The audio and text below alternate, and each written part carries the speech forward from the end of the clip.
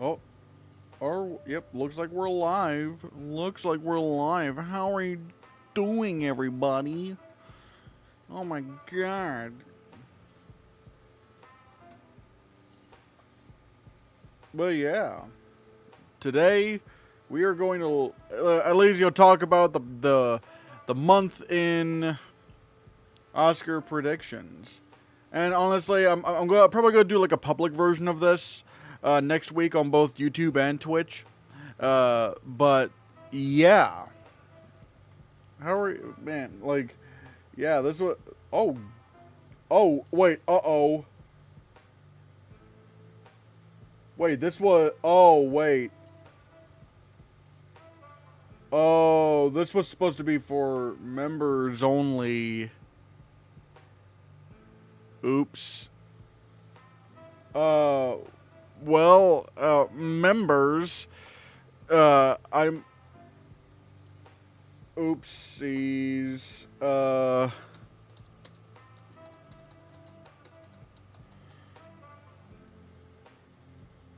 Uh-oh. Am I able to... Wait. I thought the... Wait. I thought only... Oops. Sorry, member... Wait. Oh. Okay, so... Okay, this is... This is awkward. Alright, screw it. I might as well have, it's too, yeah, it's too late now. Might as well let everyone chat. Okay. Well, consider this a free trial, I guess, for those of you who aren't members. And I might as well put this up on Twitch as well, so,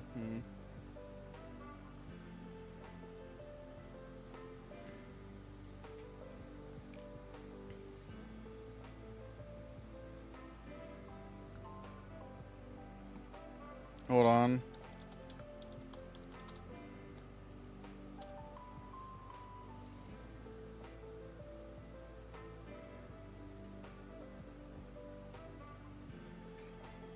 Yep, that's me. Yep. Alright. Hold on.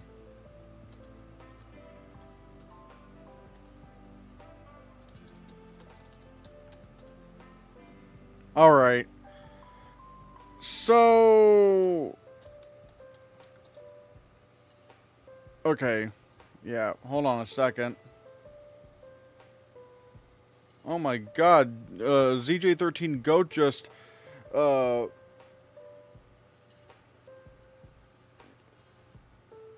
renewed their membership. Oh my god.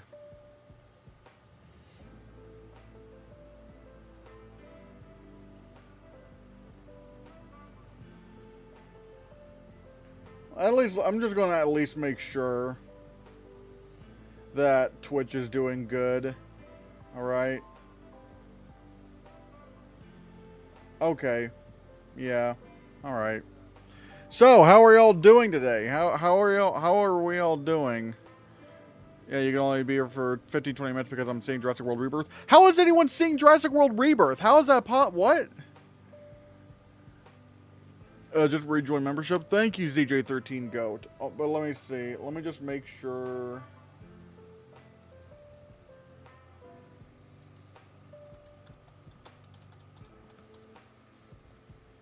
Oh, it's a mystery screening. Wait. It's a mystery screening at AMC? Man, I wish I had an AMC near me. Dang it.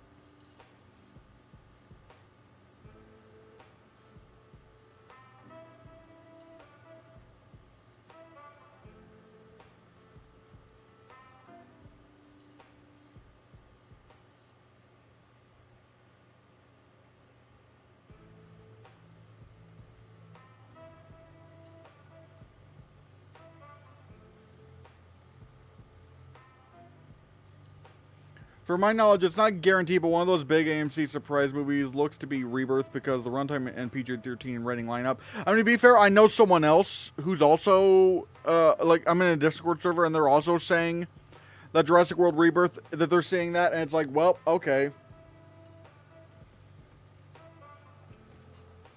So yeah, this is that's it. Yeah, that's interesting actually. Man, I wish I could see Jurassic World Rebirth. Man, oh my god. At least I could really see it early and stuff.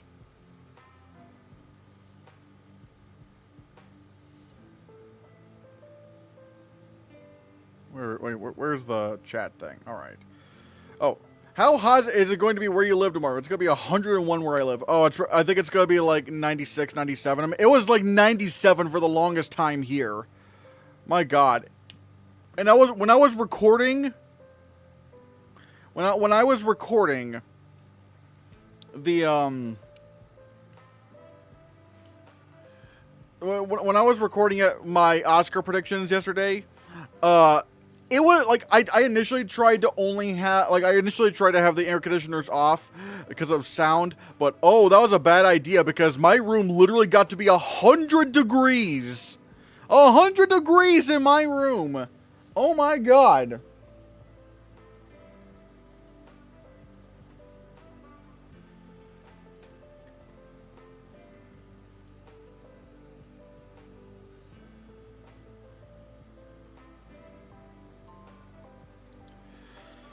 I feel like Sinners might only go home with limited wins, like sound, score, director, and maybe cinematography. I don't know. I mean, that's still quite a few Oscars for a film like this. And plus, like again, if it's winning director, then it can win Best Picture. It can. I'm staying outside in front of my fan tomorrow. Oh boy. Oh. At what awards ceremony do you think Sinners has the best chance to win an acting award? See, this is an interesting question because are we talking about, like, does SAG Ensemble count? Because SAG Ensemble might do that. Like, SAG might give it Best Ensemble. SAG? Yeah, again, if we're counting SAG Ensemble... If we are counting SAG Ensemble, then yeah, it could. It could actually win SAG on like something at SAG.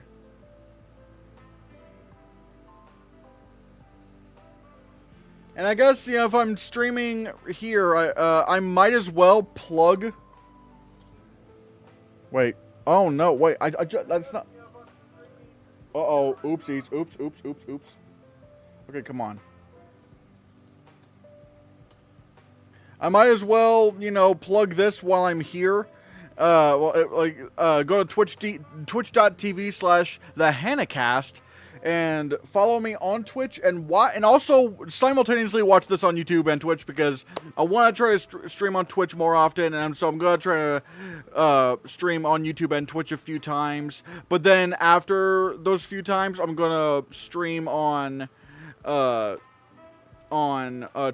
Twitch mostly, not counting the member streams. Now, granted, this was supposed to be a member stream, and I, like an idiot, accidentally put this in public. So that's basically, I guess you could consider this like a trial of what you get with the members only streams, and potentially seeing F1 in IMAX this weekend. Ooh, okay, cool. Sinners is a very SAG Ensemble winner type movie. Yeah, I would agree with that. I would agree. I think Sinners is very likely to win SAG Ensemble right now. Oh, Ensemble doesn't count? So if we're just talking about like lead actor, lead actress, supporting actress, I'm not really sure what awards body would give it an award. Maybe SAG? Maybe still SAG. They could still maybe give Michael B. Jordan an award for lead actor. I'm not sure.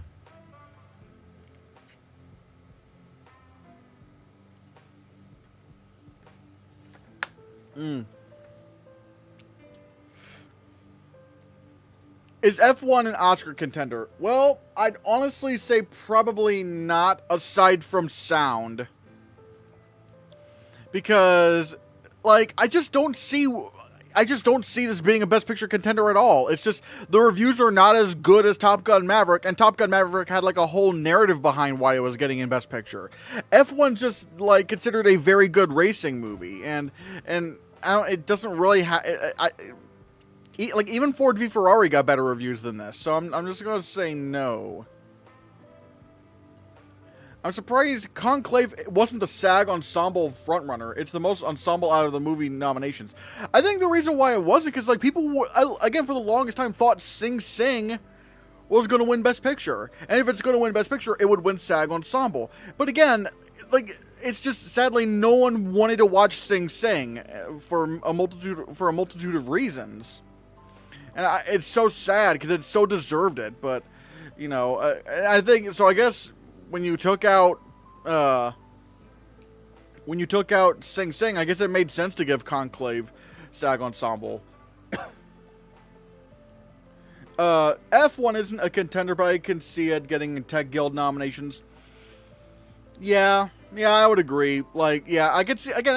I think sound is definitely on the table, although I don't think it's going to win because again, it's not in Best Picture, and the only film in the non-Best Picture film in the expanded Best Picture era to win a sound award was when Skyfall won sound editing. But however, it also tied that with Zero Dark 30. So now you combine the sound categories, and it's like, well, like. Now we're just not going to get a non-Best Picture winner or a non-Best Picture nominee winning sound.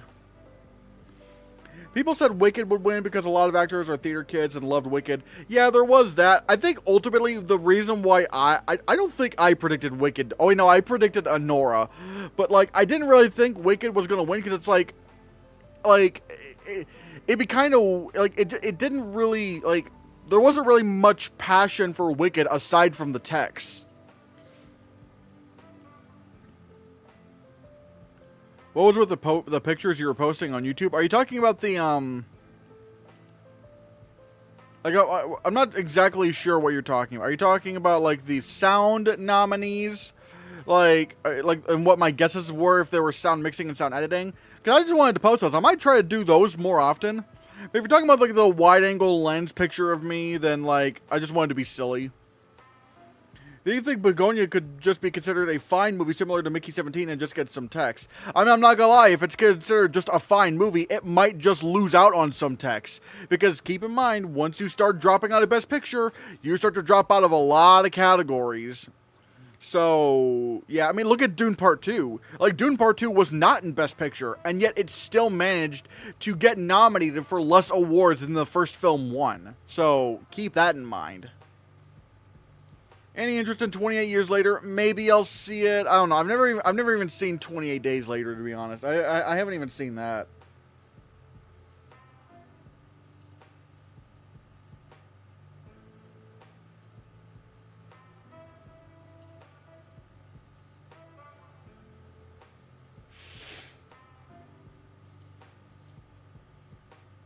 Oh, man.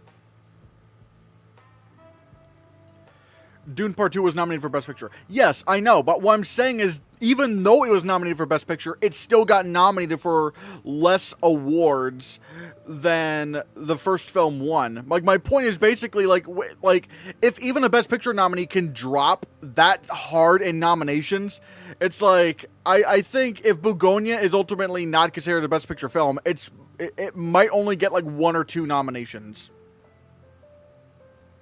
It sounded like you said it wasn't nominated. Again, I misspoke. It's just like there's a. Keep in mind, I'm just one guy like trying to stream on on both YouTube and Twitch. We're using 2 monitors, trying to control all this. So inevitably, things are gonna slip out of my mind. So, do you usually take the Astros into account at the start of award season? I'm not sure if I should. I mean, because, like, they'll, like, I don't know. Like, it's tough, because, like, it's not even really, an indicative of the Critics' Choice Awards, because the Critics' Choice Awards will just start to do their own thing. But it was really strange how the Astras and Critics' Choice matched up with John and Chu in Best Director. Like, that was crazy. Do you think The Life of Chuck could miss adapted screenplay? At this point, it definitely could. It definitely could miss adapted screenplay. Oh no, I didn't mean to click that. No, why is it thing opening? Oh my god. See, again, one person doing this. Oh, hold on. Alright, there we go.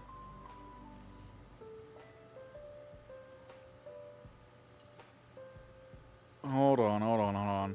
But yeah, if Life of Chuck is losing steam this badly and flopping this bad at the box office, it most certainly could lose out on adapted screenplay nomination. Thoughts on the Springsteen "Deliver Me from Nowhere" trailer? I thought it was pretty good. It didn't really, again, it didn't really sway me either way. It's just like, all right, I think it's going to get in, but then again, I don't know, because Scott Cooper does not really make a lot of, like, he's never made a film that got into Best Picture before, and the closest he's gotten was Crazy Heart, so it is, so admittedly, I am just kind of like, I don't know, but maybe Disney, just like, or is like really trying to manufacture this to be a Best Picture film. Life of Chuck feels like air all over again. Early hype collapses during award season. Yeah, that might be how it goes, honestly. Did the Wicked trailer change any bit of your perspective? Not really. I mean, like, because again, I still am concerned. About the divisive nature of the second act of Wicked, or of the Wicked stage show. From what people have been saying, they're at best they're divided on it. And it's like, look, I'm still going to hold out until reviews come out. If the reviews come out and say, hey, they actually did fix the problems in Wicked for good, all right, cool, then I will predict it. But right now, I can't really take that risk. Because it's like because it started making sense as to why they were splitting Wicked into two parts. Because, like, you have the bigger, more acclaimed film that people really like, and now the second film, it's not going to be as good, but, hey, people are going to really jump on board because, or at least they're going to go see it because they love the first one so much. Wicked is perceived badly because it is rushed. I think Chu will give it time to expand. I've heard different things. I've heard from people saying that the second act is completely messy entirely, so... Again, that's what I'm saying. It's divisive. People are very divided on their issues on it, and because of that, I'm just going to hold back. I'm going to hold back and just go. I'm going to wait for reviews. Do you think Emma Stone is winning Best Actress Comedy at the Globes? It depends on whether or not Renate Reinsve is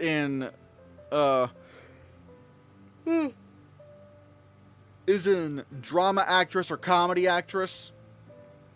If, let's say, Renate Reinsve is in drama actress and Emma Stone is in comedy actress, then yeah, then I would say Emma Stone would win if Renate Reinsve is in drama.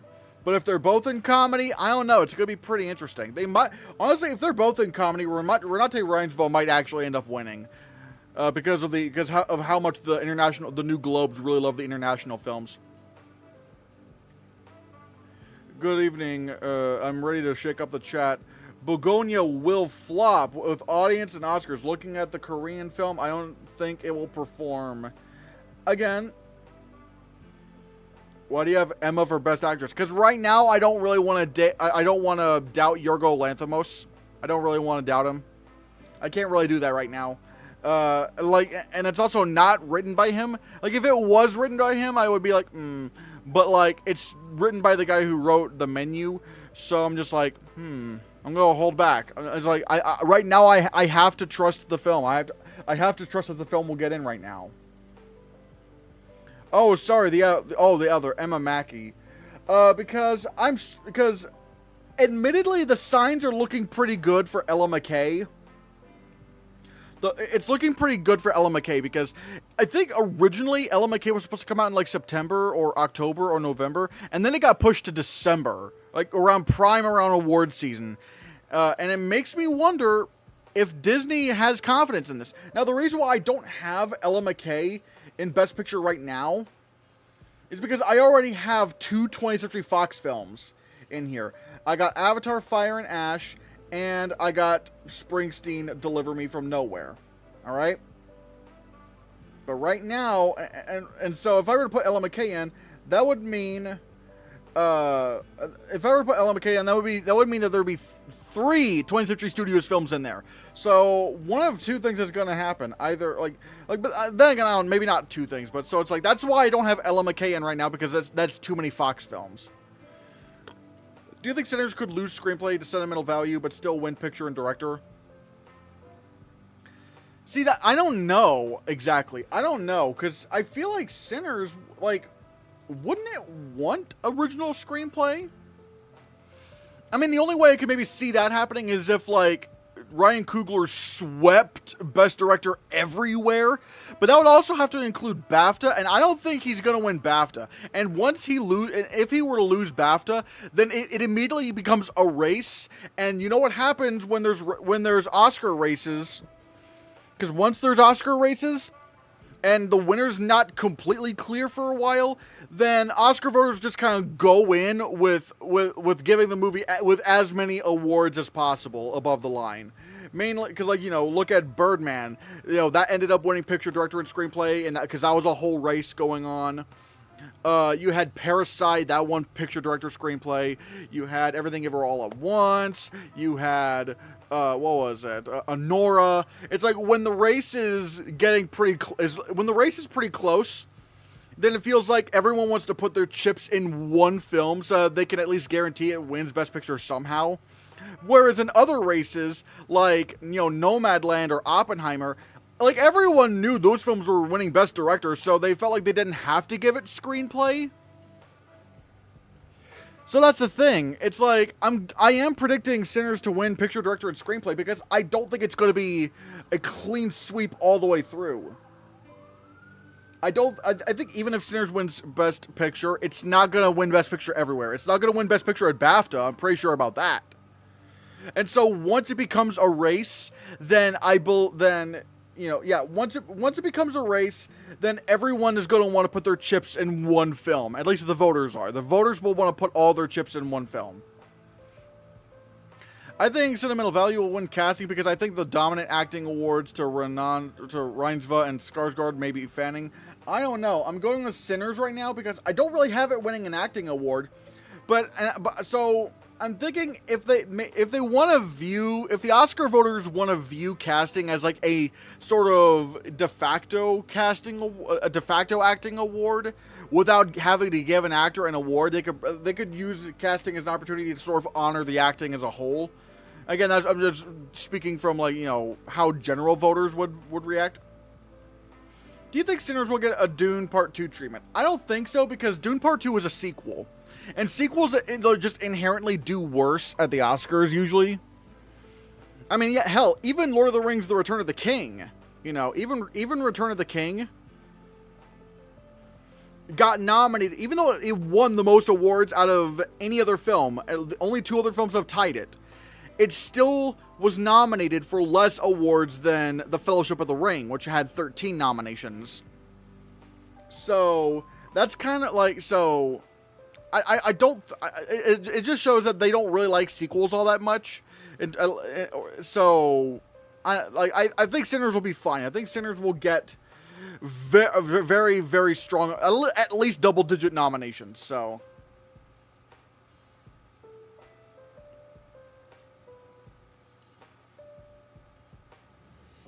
I don't have faith in Die My Love anymore, but I do have faith in Lawrence's performance, kind of like Taurus for I'm Still Here. The problem is I'm Still Here got into Best Picture. That's the problem. And look, like, I've been saying this. Die My Love is the kind of film that is going to divide audiences. It's a weird movie that's going to alienate audiences, and it's already kind of looking like that's the case. And if the film is not in Best Picture, then inherently Jennifer Lawrence is weaker in lead actress. She's not, like, I don't think she's going to get nominated. She might get some critics buzz, maybe even some early buzz, maybe even a Golden Globe nomination, but she's not coming for that Oscar nomination. Nope, that's a weird movie that is going to be anti-Academy. Do you think Sinners will win the Globe for Best Picture, or are the international voters hurting its chances? I mean, it depends on what the competition is. I'm not exactly sure. Like, right now, I'd say its biggest challenge would be, like, sentimental value. But I don't know.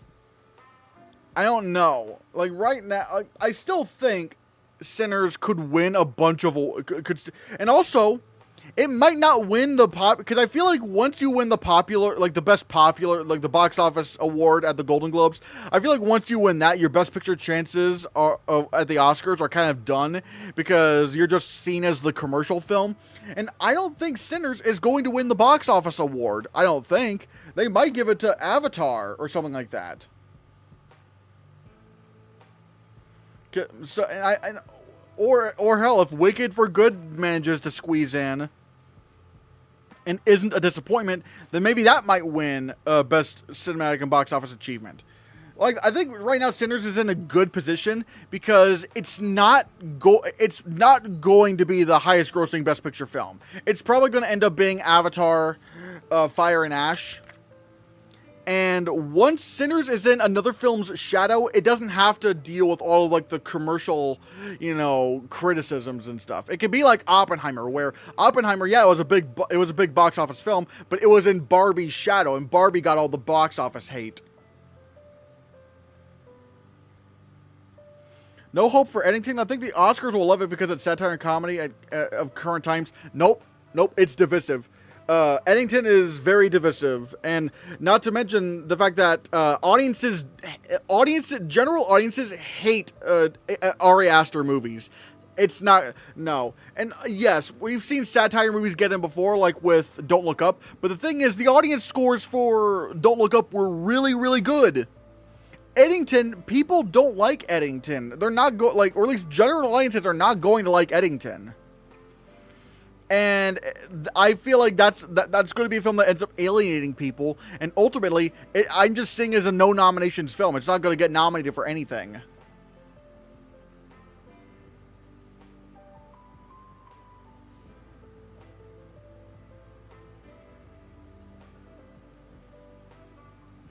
I think Wicked for Good might be considered a contender because of the two talented leading ladies' new songs compared to Cats. It's more mature, darker, and has a sense of Wizard of Oz references, which will be a plus.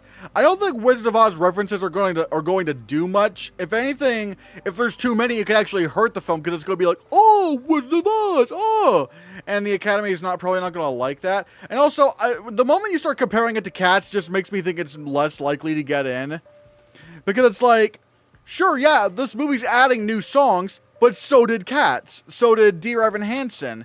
Those movies added new songs. And they didn't get in. They didn't get in, and like that didn't help them at all.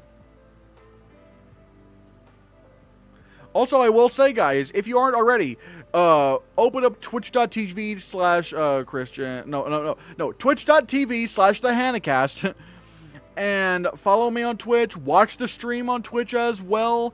And you also if you like, become a sub on Twitch, you get like a little animation that's going to be a lot of fun from Little Christian.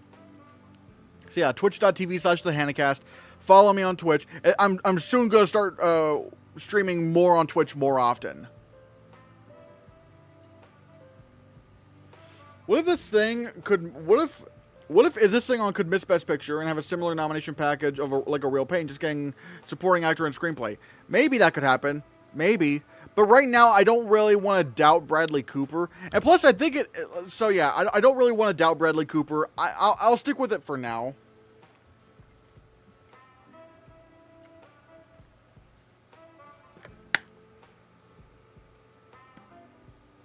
Can the Wicked actresses get nominated again for the same characters? Maybe. But I think ultimately what happens is Wicked for Good. I think what it'll come down to is Wicked for Good considered better than Wicked? Not only better than Wicked, but significantly better. But then again, look at Dune Part 2. Dune Part 2 was considered better than the first film, and that also underperformed. So it's like, it really depends. I'm not exactly sure what's going to happen with Wicked for Good. It is really tough, though. It is really tough. Because it is in a very awkward position right now.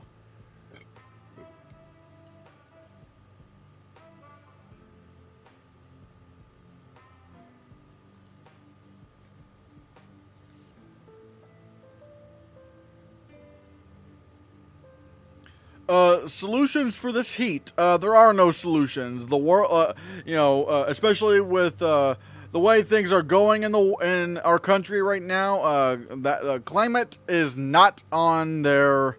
Let's just say they don't really care about climate, and they're gonna just want to pump out more coal and emissions and other garbage.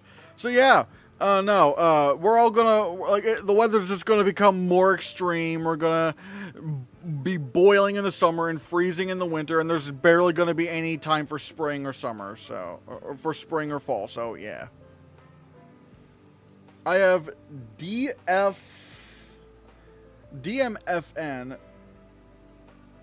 Oh, Deliver Me From Nowhere, winning lead actor, sound, and editing. I could see this film sweeping SAG. I don't know if it's going to be an editing winner because it's not a very showy editing film. I don't know. I don't think it's going to win editing. Even if it were to get the nomination's also going to be pretty hard because even A Complete Unknown didn't get nominated for editing. And even then, I don't know if and plus, even then, I think sound and editing look like it's going to be more likely for Sinners. Because editing, the editing in Sinners is very showy. And not only that, the sound is, really, really strong in Sinners. It's literally music and guns. Those are two things the Oscars love when it comes to music.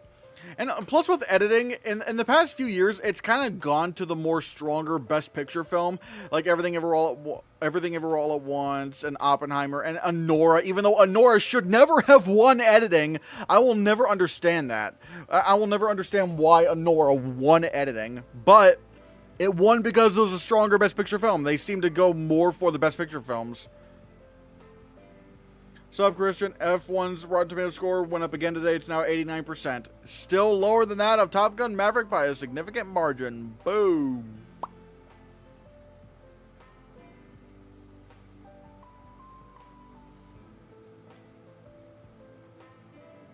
Let me look at let me look at Rotten Tomatoes, see where things are going. Oh my god. Oh my god. I did not mean to click that. I hate this so much. Oh, well now it's down. Oh, no, it went, no, wait, no, never mind. Let's see. Yeah, it's still at a 7.2 out of 10. That's not, again, not strong enough for a Best Picture nomination for a film in the summer like this. Do you think it's Luca Guadagnino's time? If not, what can he do for recognition? I don't think After the Hunt's going to be his moment. I think ultimately, I don't know. He needs to make films that are more widely accessible, I feel. That's what's going to get him more Oscar glory. There's a reason why Call Me By Your Name is the only film. After Call Me By Your Name, none of his films got any Oscar nominations. He makes movies that kind of, that divide audiences somewhat. And so I feel like if he wants to have another, Best Picture film, he needs to make a film that's going to be more accessible to general audiences. What if it hits the 90s? Again, I'd still need to see a stronger average critic rating. I still need to see that. And I just don't think it's going to have that. It would need to have an 8.0 or above on Rotten Tomatoes, I feel. Well, I do not have faith in Marty Supreme, but you do have faith with Ella McKay. They're both coming on December, which shows confidence from both studios. Here's the problem. Okay, but here's the problem. Ella McKay moved from an earlier release date to December. All right, it moved to in more towards prime award season. But also, Ella McKay is directed by a previous Oscar director with what was it, James L. Brooks? This is the same guy who made As Good as It Gets and stuff. It's which granted, he's not done one of those in a while. I mean, I think maybe the last one he could, About Schmidt was Alexander Payne. But it's he's at least made some Oscar films. Whereas again, you look at Marty Supreme, his the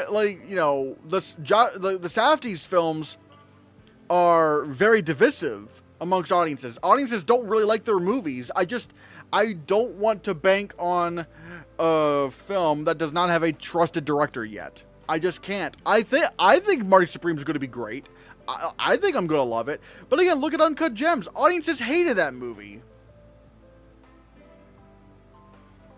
What do we know the recent purchase post-can? Who has Nouvelle Vague? I'm not sure who has Nouvelle Vague. Let me look. It looks like it has no distributor yet. At least that's not what Award Expert is saying. It doesn't really have a distributor. Although one thing I will say, I like that Award Expert has the studios and stuff. So thanks. Do you think Bailey could get in for supporting actor? I have Domingo in for Michael. Michael's not coming out this year. Michael's not going. I'm just going to let you know, Michael is not coming out this year. Apparently this movie's in editing hell, and it's like the first part's likely not coming out this year. And even then, I would not bank on Antoine Fuqua as a director. He has never once made a film that got close to Best Picture. I'm just letting you know that. Like, I'm not. Even if Michael were coming out this year, I would not predict it. It's like, nope. Bad sign. Even then, the fact that they're doing part 1 and part 2 for Michael, it's like, no, it's not. It's absolutely not happening now. So, I'm not touching Michael with the 10-foot pole. Absolutely not. In the category for sound, do they mean singing and sound effects or just the effects? For best sound, I mean, ever since they combined, because okay, there used to be 2 sound categories. There was sound editing. And there was sound mixing, all right? There was sound editing and sound mixing. And some people will ask, well, what's the difference between sound mixing and sound editing? Well, sound editing is the creation of the sound effects that you hear in the film, or just the creation of the sound that you hear in the film, whether it's how they recorded the dialogue, or the sound effects that are going on, or the music editing, you know. And that's why I kind of push back when people complain about Bohemian Rhapsody winning sound editing. Like, it wouldn't have been my vote, but I can see why it won best sound editing, because they literally show you how they're creating the sounds you hear in the Queen's songs. Like, they show you the process, and that is sound editing. It may not be completely obvious, but just because it's a music film doesn't mean that there's not, you know, sound editing going on. But then you have sound mixing, and sound mixing is like how everything is mixed together, how the dialogue is mixed, how the sound effects are mixed, and how the music is mixed, and basically how they all level up with each other and how effective that is, or how it works against the speakers and stuff. Like that is sound editing and sound mixing. Now when you're combining them into best sound, do they mean singing and sound effects or just the effects? I think that is up to the voter. I think when it's up to the voter, it's like, what do they prioritize more? Like, if you just have one sound category with each, and you're looking at each film, when you're looking at each individual film, what are you prioritizing? Like, I'd probably nominate Elvis for sound, not because of its sound editing, but it has probably some of the best sound mixing of the year, at least, you know, a couple years ago. And then you have some films like, you know, The Batman, which have amazing sound editing and sound mixing. But again, it really is up to you to decide. Like, when you're looking at each individual film, do you think this film could be nominated for sound because purely of its amazing sound effects and sound editing? Or this film, but it's, even though there's not a lot of effects going on in the sound, it still has great mixing in there. Or a film that just has a great mix of the two.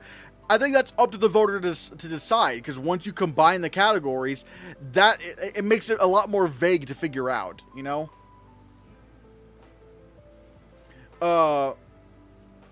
Edward Berger, Denis Villeneuve, Edgar Wright, Jonathan Nolan, and Paul King are meeting with Amazon to pitch for the next Bond film. Who would be your pick from this list? Mine would be Wright or Denis.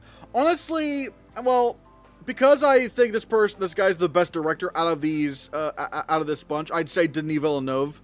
I mean, Denis Villeneuve. I mean, he is quickly becoming one of my favorite directors. And so, because I think he's the best director out of this lineup, I feel like he would make the best film out of these. Now, I would also love to see Edward Berger, you know, take a crack at a Bond film. I'd love to see that. Edgar Wright would be interesting. It would definitely have to be very different from how he makes his other films. We'll have to see. But I feel like the director that would make the best film out of these would be Denis Villeneuve. So, yeah. Netflix acquired Nouvelle Vague for $4 million. Oh, Netflix. Okay, I guess maybe Award Expert hasn't really... Well, then again, Award Expert can really only pull the information out of this. It looks like they can... I think they can only pull the information from what the movie database, like TMDB, the movie database has. And so because of that, that's probably why it says that they don't have... Why it says that, you know... Why it says that, Nouvelle Vague does not have a distributor yet, so... Do you think that Knives Out, I'm assuming you mean Wake Up Dead Man, could get close to Best Picture and get the Globe, PGA, and Critics' Choice Picture nominations? That's possible. I mean, PGA nominated Knives Out and, you know, and Glass Onion, and so did the Golden Globes. And with Critics' Choice, it's interesting. They nominated the Glass Onion for Best Picture, but not the first Knives Out. This is fascinating. I'm not exactly sure what it would be like, so I don't know. It looks like Wake Up Dead Man is going to be a lot darker than the other films. It's going to be a lot. It looks like it's going to be darker than the other Knives Out films, so I'm not exactly sure how they're going to take it. If Denis is becoming one of your favorite directors, you should definitely watch Prisoners eventually. It's one of his best films. I do plan on watching Prisoners eventually. I do want to try to watch that. I've heard great things about it. And obviously, I love what he's done recently. I love Arrival, love Blade Runner 2049, love Dune Part 2. I mean, my God, he's so good as a director. I do want to I do want to watch Prisoners. I do also want to watch, what was it called? I want to watch Enemy one of these days, and I especially want to try to watch Sicario. So, yeah.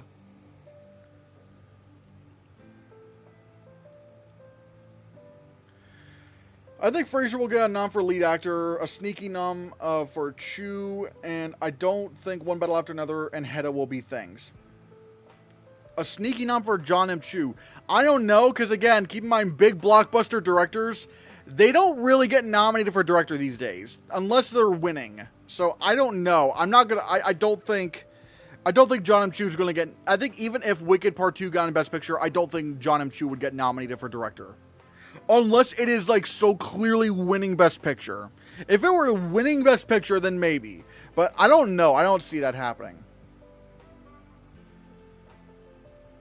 What's exactly the difference between Wicked being split into two parts and Michael being split into two parts? I mean, to be fair, I'm not predicting either of them for Best Picture. But, like, I don't know. I mean, it's like, obviously we don't know the reasons for why they're splitting these movies up.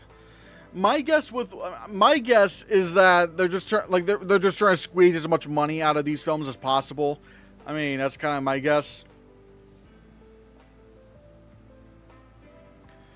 Catherine Bigelow's first film in 8 years, A House of Dynamite, is set for an October limited release and Netflix release on October 24th. A lighthouse thriller with Idris Elba, Greta Lee, Anthony Ramos, and Rebecca Ferguson. Yeah, I don't know. A House of Dynamite. That title alone is giving me pause. I'm like, uh-oh. It might not... I'm starting to wonder if that might actually... If it might actually just not be a thing at the Oscars.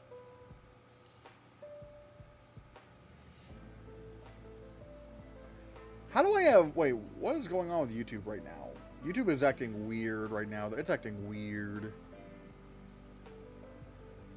Also, hello Twitch. If you want to send a message, if you're on Twitch, feel free to do so. Yeah. Maybe Wicked for Good could win Best Picture because we have to watch the whole story like Lord of the Rings. I don't know. I think there's gonna be there's a bit of a difference. I think there's a bit of a difference between Wicked and Lord of the Rings. And plus, keep in mind, Lord of the Rings was during an era where like big blockbusters could win Best Picture. So, I don't know. I don't know if it's going to do that. So, I don't know. Yeah, I'm not exactly sure.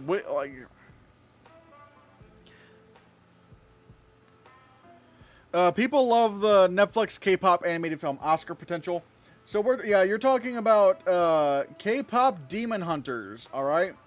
You're talking about K-pop Demon Hunters. I'm going to say it. I don't think it's happening. I do not think K-pop Demon Hunters is going to get nominated for Best Animated Feature. The reason why is, like, even if it's great, even if it's deserving, let's face it, it's called K-pop Demon Hunters. The Oscars have snubbed movies like they've snubbed the Lego movie, they've snubbed the Lego Batman movie, they've snubbed Teenage Mutant Ninja Turtles Mutant Mayhem. They clearly don't like the more like kid-friendly title, or they clearly don't like movies that like they're like that sound like a product or whatever. I don't even know if I'm explaining it correctly, but it's like I just don't I don't think they're going to nominate a movie called K-pop Demon Hunters, even if it deserves it. Even if K-pop Demon Hunters deserves it, because it looks great. I've been burned too many times by the Oscars. They are very snobby with this category, and I feel like they're just like a movie called K-pop Demon Hunters is not going to get nominated for Best Animated Feature.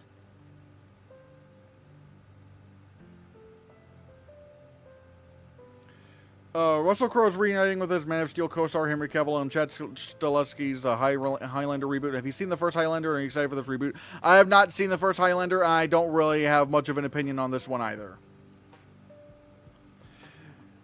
I think Wicked could win Best Casting because of its all-star... Because of its all... Like, oh, no. Come on. I think Wicked for Good could win Best Casting because of its all-star, Oscar-nominated face. Already disappeared away from pop star life, and they have to watch both parts so they could see both arcs complete. I don't think that's going to happen. I think even if Wicked for Good were nominated for Best Picture, I don't think it's going to... I don't even think it's going to be nominated for casting, because most of the casting was already done in the first film. Really, most of what you're doing is casting Dorothy and the Lion, I guess. And I've heard some people make the argument, well, I mean, they didn't have a casting category, so now they can do it. But the thing is, that's going into narrative territory, and if there's one thing I know the crafts branches of the Academy don't do, they don't really fall for narratives. They don't really go for, like overdue narratives or something like that. Like, they will only do what they feel like is, like, they really only go for what's like what they truly feel is the most impressive of the year. And again, considering Wicked for Good is not really casting that many new characters, I feel like it's not going to get nominated. You know? I just don't think it's going to happen. Why is it showing no viewers on YouTube? What happened?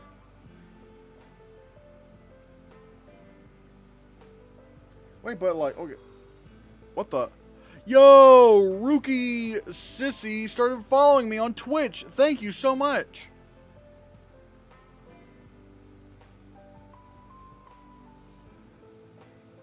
Wait, what the? Oh, wait a minute. I just realized.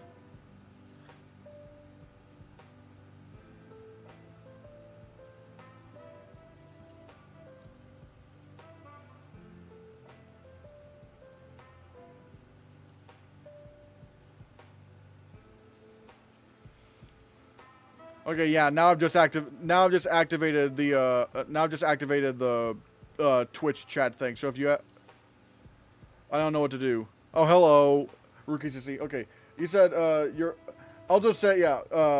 Your Rookie Sissy on Twitch said, my dog is low-key racist. Oh, that's not good. That's not good at all. Oh, I'm sorry about that. What narrative do we have right now except for Jafar Panahi? Well, I mean, like the above the line categories, they will go for like narratives and stuff, but it's mainly the craft categories. They don't really go for narratives. So is mine. Train your dogs, people. Train your dogs. Like, don't let your dogs be racist. Train them. and Leah is going to be an Oscar-nominated film. We'll see.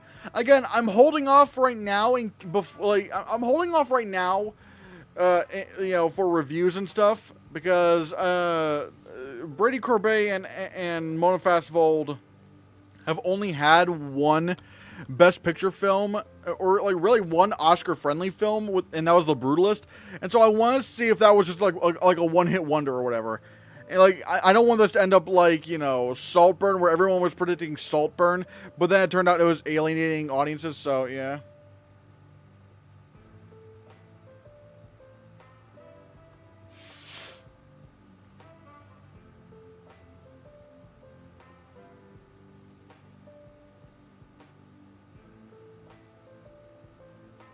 Roger Deakins might be the only exception for an overdue win in a craft category. Perhaps. That might be the only one. But also, like, you can make an argument that, like, Blade Runner 2049 was in, like, the top 15 for Best Picture. I mean, the BAFTAs nominated Denis Villeneuve for Best Director at the BAFTAs. And it's like, that was before they had a jury. So it's like, I mean, hey, it probably could have been close to Best Picture. The rumors that the 15-year-old Alicia Weir, who starred in Abigail, is playing Dorothy in Wicked for Good. They are hiding who is playing Dorothy. Why would they hide this? And could it be a casting contender? I mean, yeah, but at the same time, that's casting one character. And I don't know this. I mean, if any of you have seen the Wicked stage show, without spoilers, tell me if Dorothy has a big part in Wicked for Good in the second act of Wicked. Go ahead and tell me, without spoilers. But, I mean, if she doesn't really have a big part in the film, or if she doesn't have a big part in it, then it might not be, it just may like, oh, you're just casting, like, one other character. And it's like, I don't know if that's going to be impressive enough. Predictions for cinematic and box office achievements at the Globes. Well, I think Minecraft might get nominated. La la la lava, chicken. Steve's lava chicken, yeah, it's tasty as hell. Oh, mamacita, yeah, you're ringing the bell. Crispy and crunchy, now you're having a snack. It's a lava attack. Why do I know this? I haven't even seen the movie. God, that movie's like it sounds like the ultimate like brain rotten movie where like it tests the limits as to what's good or bad. Ugh. Do you think Frankenstein could replace Life with Chuck in adapted screenplay? I'm not expecting it to. Again, it's still a remake of a monster movie, so it's like I don't think it's gonna do that.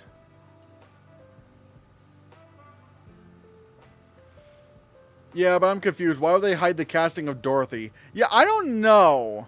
I don't know why they're hiding it. It's like... But yeah, I'm not sure why. Also, I will say, Alicia Weir was not only in Abigail, she was also in Matilda the Musical.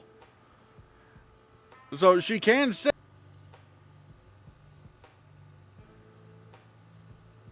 Did it actually... Oh my, okay. Okay. Are we back? Are we back, everyone? For, like, oh my god. Like, OBS literally crashed on me. Like, I swear to God, OBS, like, literally crashed on me. I am so pissed. I'm so pissed. Oh my god, I hate that so much.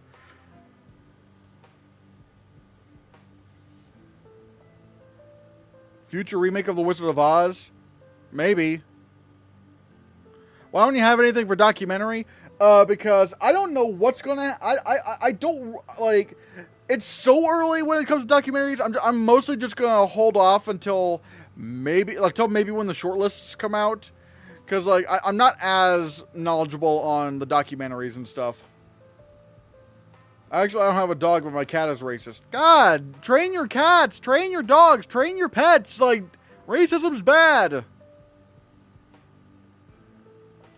Apparently, there's talks of part 3 and 4 of Wicked, which makes no sense as this is the conclusion. What? No! What? Like, that's weird. No, there's no way they're gonna do that. That would be weird, man.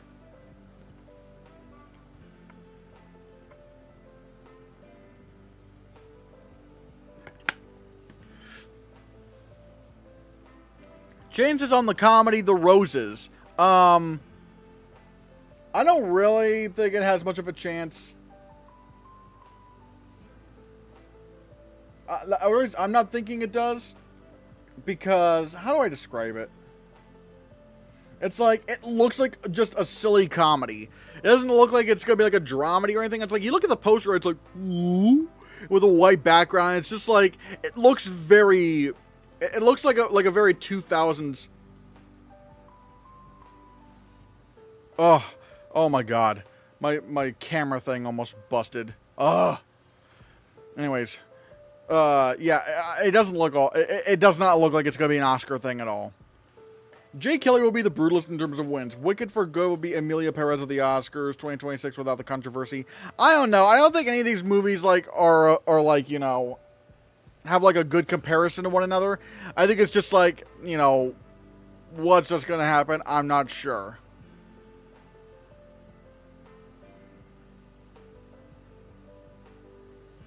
You know, your air conditioner isn't very loud. You should use it as much as you want. I'm only mentioning this because I've heard you say it's in the 90s in your room in the past. You should be cool. I mean, yeah. I mean, to be fair, like I also have like a tiny fan, and so like I'm just gonna turn off the music and let me know if you hear the fan all that much. I just want to know.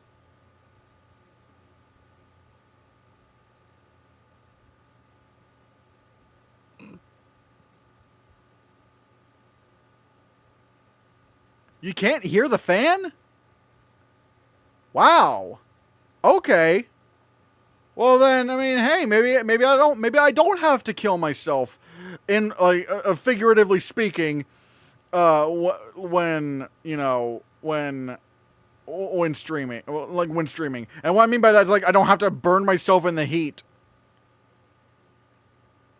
Oh, all right.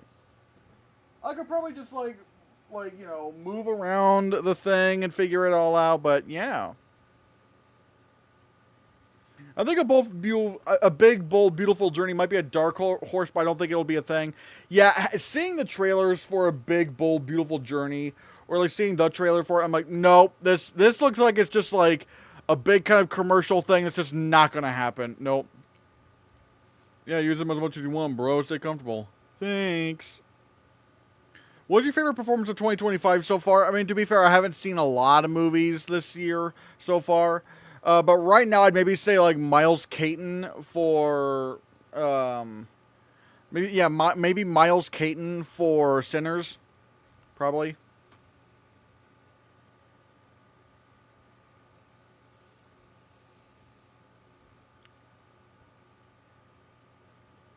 Also, I do want to let you guys know that if you're on YouTube, then you should consider joining this channel or gifting channel memberships.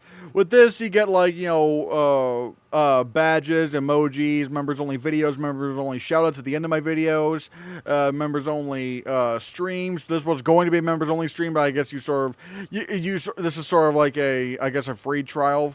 But yeah, if you want to gift any memberships or you want to become a member, just hit that join button and you should see all the prompts and stuff. So yeah. Or if you're on Twitch, hey, consider, I don't know if I'm able to have subs right now, or you could try to sub to me on Twitch. You could try that. But yeah.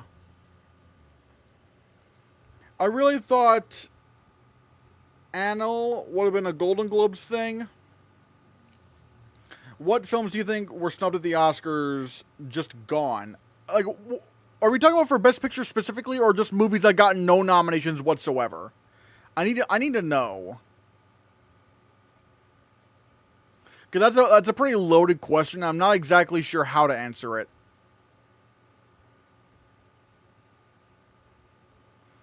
All categories? Okay, so we're just going to assume a movie that got nominated... A movie that got nominated for no Oscars. What movie do I think got nominated for, like, no Oscars that should have been nominated? Well, yeah, if we look at the Hannahcast Movie Awards on Award Expert, you can follow me. You can follow me on Award Expert at the Hannahcast. A movie that got nominated for no Oscars. I guess Saturday Night. Yeah, Saturday Night and Juror Number 2. Those movies were done so dirty. They were done so dirty I mean, good God, Saturday Night couldn't even get... Oh, oops. Saturday Night couldn't even get a Writers Guild nomination. Like, my God, that movie's dead. Hell, it didn't even make the score shortlist in a list of 20. How is that possible?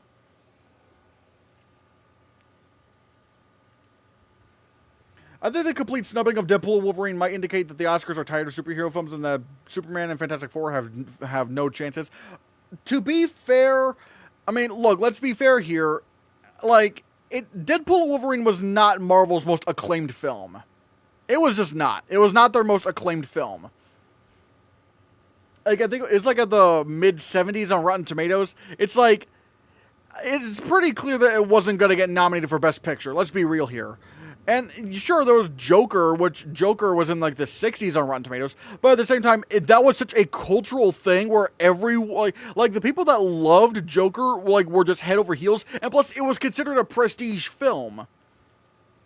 But then you have other films like, Black Panther, which were like in the upper 90s and were even getting like 8 out, getting really high average scores. So, I don't know. I mean, granted, I don't think Fantastic Four and Superman are going to get nominated for Best Picture. But I think you have to keep in mind that with Deadpool and Wolverine, it was not gonna, it was so not going to be nominated for Best Picture. It's pretty clear that it wasn't going to do that. I mean, and it also, even when it came to, visual effects, it's it wasn't, the most visual effects heavy Marvel film out there. So it's I think when you start putting the pieces together, you can see why it wouldn't get nominated for anything.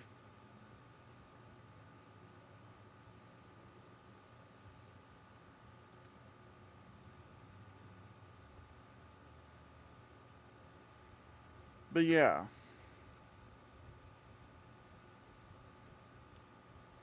Will you be collaborating with Brother Bro, etc. soon, closer to the time for Oscar nominations? I'm not sure. I do plan on asking, asking Brother Bro.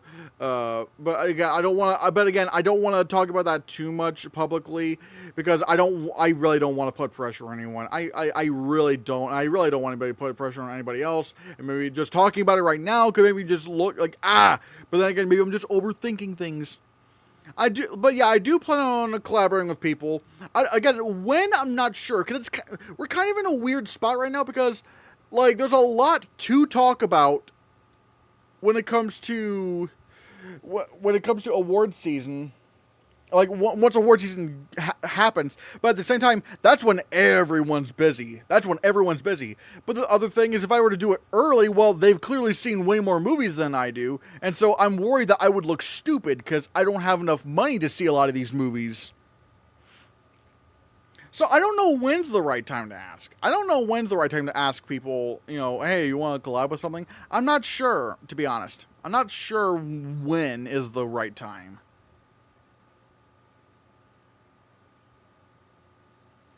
Gerald from Awards Garage says he wants to collab with you. All right, yeah, I might try. Again, I don't want to talk about things publicly too much because, again, I don't want to build pressure on anyone or anything like that.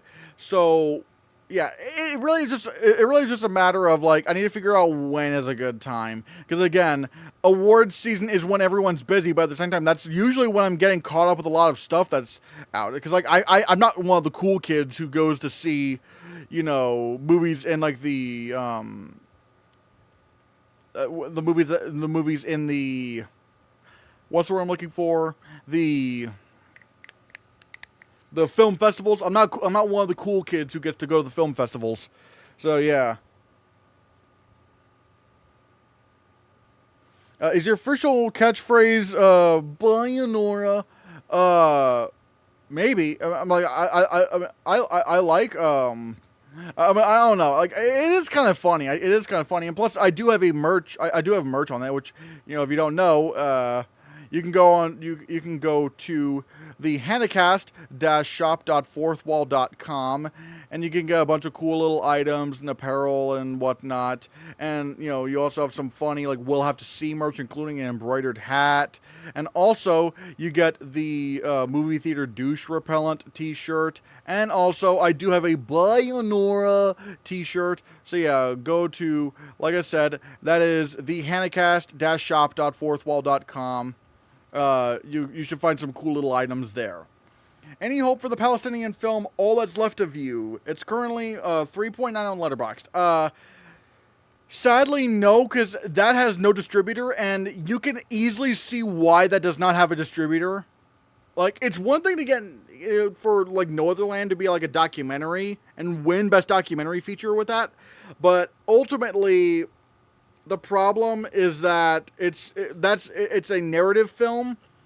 And if it wants to get in Best Picture, I feel like it would have to get a distributor, and it's looking like that's not going to be the case, so I don't think it's going to do that. Any plans to see F1 or Superman in the coming weeks? I got my tickets on opening day for both. Well, I do have a ticket for Superman. Let's go! I have Superman for its opening Thursday, actually. But yeah. Thoughts on the Neja 2 for animation, for animated feature? No, because the thing is, only China cares about this film. Like, the only place that actually cares about Neja 2 is China. Americans don't know what this movie is. Like, even in America, it did not make that much money. And so it's like, I feel like it's just going to be, like, it's just a box office thing. It's like, it's not going to do awards. It's not really going to win any awards. Because again, it's not like, because even Flow had a big cultural footprint in the United States. Like, it was being posted everywhere. But it's not really, oh God, there's a fly. I hate that so much. But I don't think it's much of a coincidence that, you know, with Neja 2, unlike Flow, where Flow was, like, everywhere, like, it was, like, images were being posted everywhere, I don't think it's much of a coincidence that when Neja 2 came out, you know, it had this big wave, and then, poof, it just kind of disappeared, and no one talks about it right now. So, stupid fly, go away! We might get the Odyssey teaser soon. Let's go! I am so excited for the Odyssey. That is going to be the best film next year. Oh my God. I love Christopher Nolan movies, and I'm so excited for the Odyssey. Oh my God.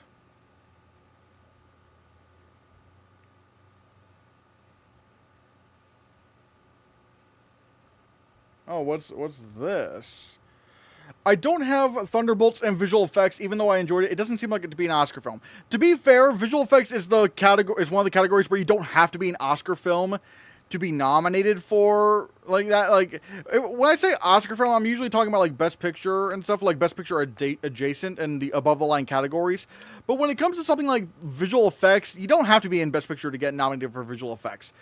And I think Thunderbolts I think, contrary to belief, I do think Thunderbolts could happen. I mean, it's got, like, over 2,000 visual effects shots to my knowledge.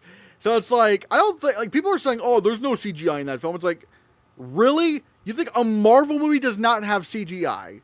Okay. Like, bet. It's like, no. It's gonna get shortlisted. It's gonna get shortlisted. People really like the film. So it's at least safe enough for that. So, yeah. I don't have it in my top 5 right now. But, however, I think it's not out of the realm of possibility for Thunderbolts to get nominated for visual effects. It's not out of the realm of possibility. Oh, nice. Yeah, man, opening Thursday too. Let's go. Superman. Ooh.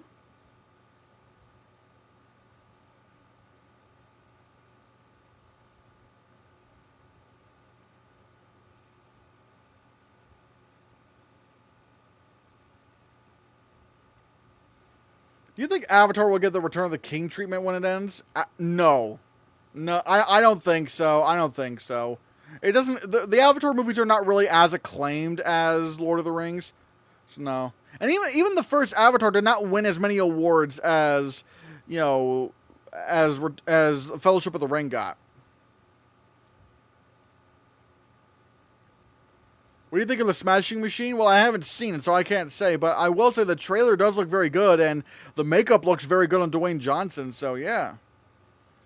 I don't know if it's how it's possible, but I've heard rumors that they might play the first teaser for the Odyssey in front of Jurassic World Rebirth. I'm shocked they have footage to show just having just wrapped the filming recently. I mean, to be fair, it could just be a scene that just does not. I mean, to be okay, let's be fair here. Like Christopher Nolan does not really do visual effects a lot in his movies these days, so they could literally just show like a scene of characters talking, and people are gonna go, "Whoa, Odyssey!" Like they could just do that. Mank got a visual effects not into Critics' Choice. What film with non-obvious visual effects could get in this year? Are you talking about like at Critics' Choice, or are you talking about just in general, like something that could get an Oscar nomination without obvious visual effects? Or are you talking about like a movie that's going to get nominated for visual effects at Critics' Choice that does not repeat at the Oscars? I need to know. Which one are you talking about? In general, like. I'm not really sure how to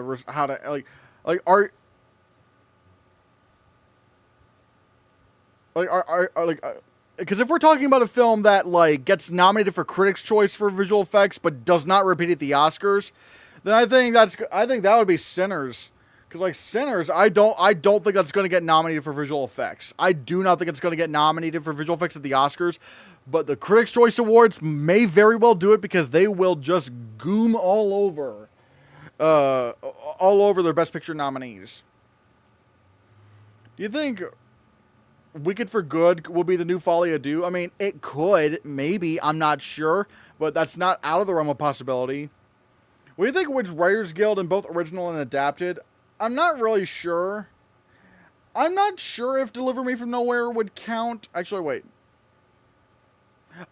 no. I guess I could say, Sinners and Begonia, because even though Poor Things and The Favorite were not eligible for Writers Guild, if I'm not mistaken, I think, this is from the same writer of The Menu, and The Menu did get a Writers Guild nomination. Now, unless this is just not working within Writers Guild guidelines, I'm not sure. But if it is, then I think it could just be like, Begonia and Sinners. F1, baby. Oh, F1, more like F1 is only, more like it's only going to get F1 nomination, and that's going to be Sound. Ooh.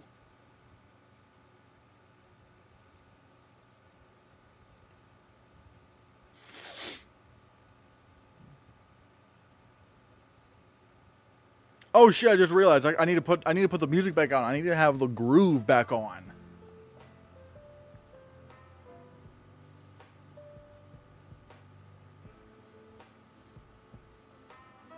Bye, F1. Bye. Bye, F1.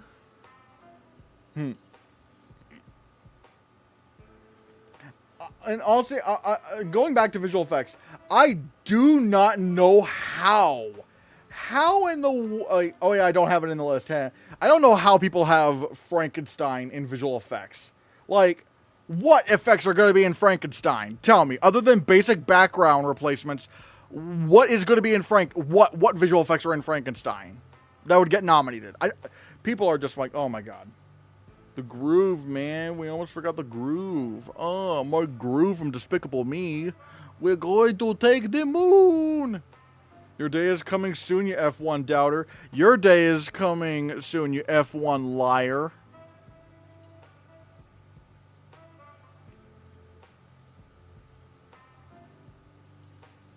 Wait, yeah, why? How in the world do people have How to Train Your Dragon above Jurassic World Rebirth? The Jurassic World films always get shortlisted for visual effects. And How to Train Your Dragon, yeah, it got good reviews, but that's not going to give it a nomination. No.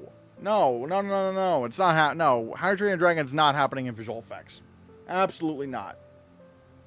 And F1, what visual, these people don't think about things. It's like, what? Like... No, car racing movies don't get nominated for visual effects. It's reported that we'll get the first Project Hail Mary teaser soon. Ooh, I think that is actually going to be a legitimate big Oscar contender.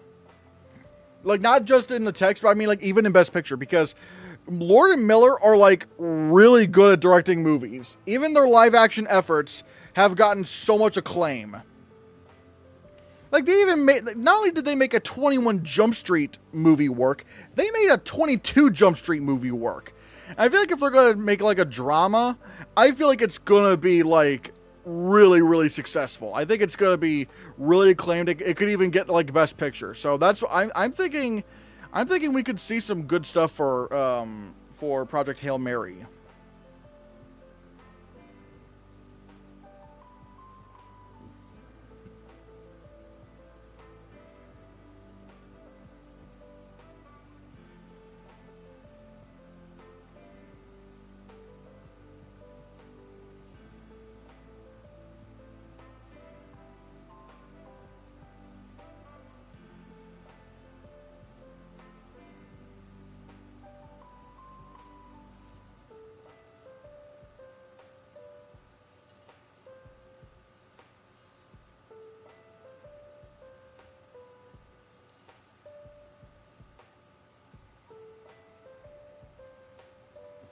Anyone else want to chat something?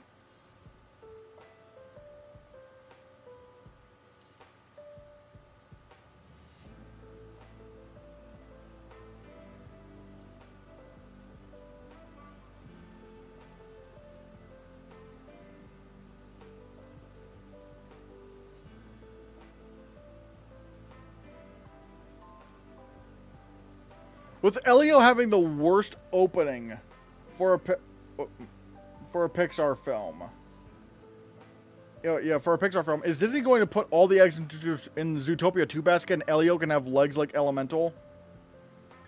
Yeah, I don't know what to do about animated feature right now. This category is so screwed. Like, it's looking like it's going to be so screwed right now. I'm just like, I don't know what's winning at this point. I just don't know. And I feel like they might put other eggs in Zootopia 2, but it's like, I don't know. Dangerous should get nominated over I Lied to You. Oh, I disagree. I think I Lied to You is like way more significant in the film and just way. I just remember that song way more than Dangerous. If sound was still split between mixing and editing, could F1 have gotten both nominations? Probably. Maybe. See, it's interesting when you look at the sound editing and like when you look at the sound categories and it's like, what would they have looked like if they were split? Like, you know, it is very fascinating.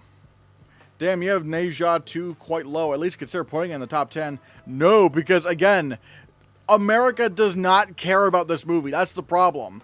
Again, it came out, made a brief splash, and then everyone in America forgot about it. It's like the only film this appeals to is China. It's like, I just don't think it's going to have any American appeal whatsoever. It's just like, it's just not shown that. Even the box office in America was not that strong for it.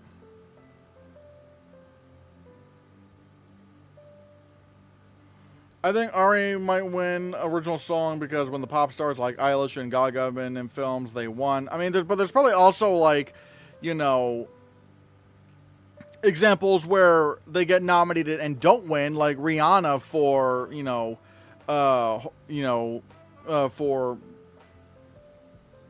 for Lift Me Up. So it's like, I don't know. I don't know if that's a good enough argument to predict, but. Do you think Mickey 17 would have gotten into last year's Oscars if it released in November? No, because people were like, it was not really that acclaimed. It was like, it got like decent reviews, but that's kind of it. Best animated feature will continue even if the Oscars. Best animated feature will continue even if the films these years are good or not. I mean, yeah. It's just like, it just looks like it's going to be a very, very weak category this year. Like, really weak. It's just hard to find anything. I know some people are going with Arco, but the problem is I looked at the reviews. Arco does not have, like, Arco's got good reviews, but they're not amazing.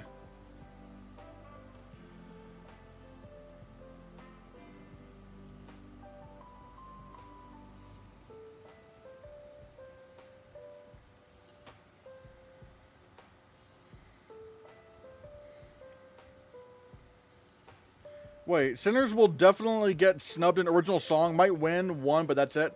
I mean, I don't think it's going to get snubbed. I mean, I think I Lied to You is very, very likely to get not only nominated, but win. Super excited for Superman? You bet! Oh my god. Like, James Gunn's gonna save DC. Bro is saving DC. He is going to make... I don't...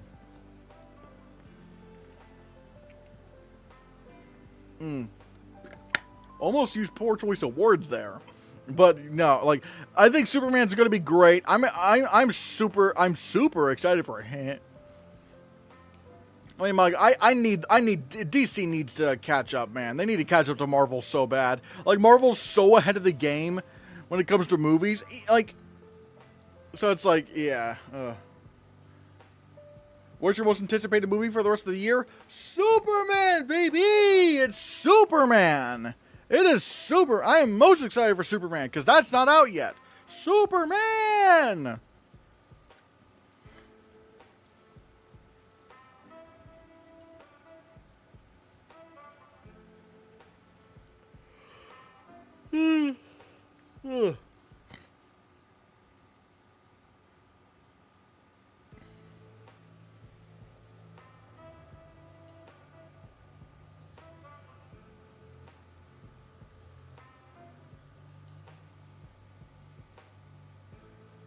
I mean, best animated feature will continue. Yeah, I saw, yeah, I read that. Yeah.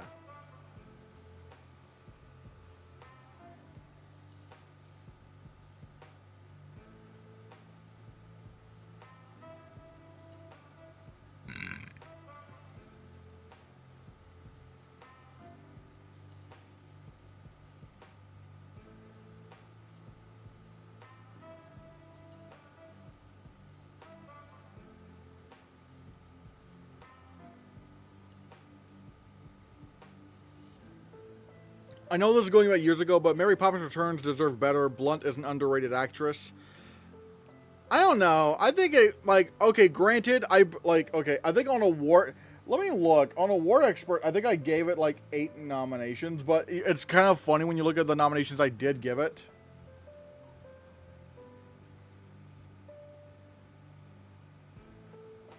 Let me look on Award Expert.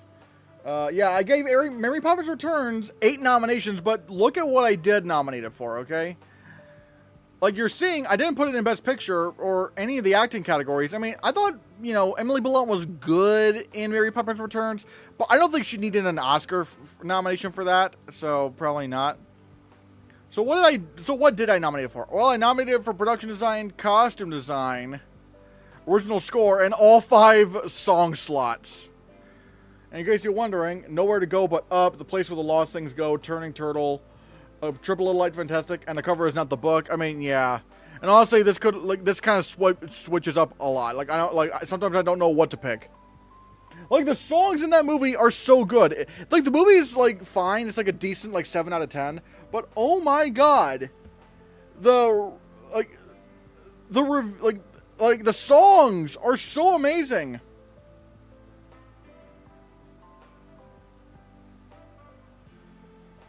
My favorite former Oscar category is Best Scoring, Original Song Score, and Adaptation or Scoring Adaptation. It awarded both musicals and films that didn't have original compositions. I don't know if we need an adapted score category. I don't really care. Like, I don't know if I would do that. Because... yeah, I don't think I would do... yeah, I don't think I would do adapted score because it's like... I mean, how can you already, like, how can you already do, like, I don't know. Like, wouldn't it just make sense if, like, you just, like, had, like, I don't know. Because if the music is already pre-existing, and it's like, well, it's already, like, the best piece of music out there, and you just put it in again, and again. And it's just like, wouldn't it, like, I don't know. It's very confusing to me, so I'm glad they don't have an adapted score category. It just feels a little reductive. That's why I feel like you could compensate that with sound mixing. A film can't get more than 2 nominations in song by the rules. I mean, yeah, now, but I think back then it was still somewhat different. I don't know how different it was. But even that's like, this is not the Oscars, this is the Hannahcast Movie Awards, so heh. Hot take, The Brutalist did not deserve score. Conclave was very good. It's hard for me to say that, like, The Brutalist does not deserve score. I mean, because it was still it was still a very good score. I can't really complain over its win. But I would have given it, personally, to Conclave. The score on Conclave is just so memorable. But I would have given The Lion King all 5 original song slots. I mean, yeah, let's see what I'm saying. It's like The Lion King has, like, such an amazing... Like, the soundtrack for The Lion King is just, like, stupid good.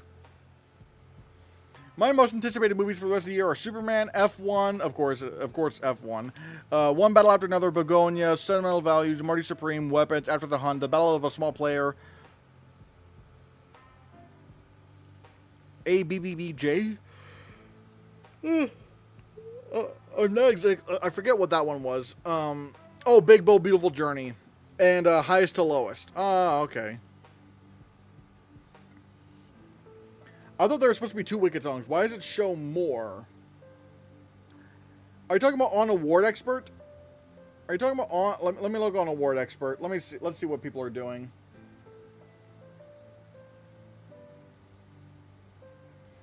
I mean, these are just what users are doing. Like, users are putting in, you know, putting like the Cynthia Erivo song, Ariana Grande, or Oopsies, or TBD. Like, this is just what users are doing. Like, as we get closer to award season, it's gonna clear up a lot more. So yeah, that's I think that's why it's like that.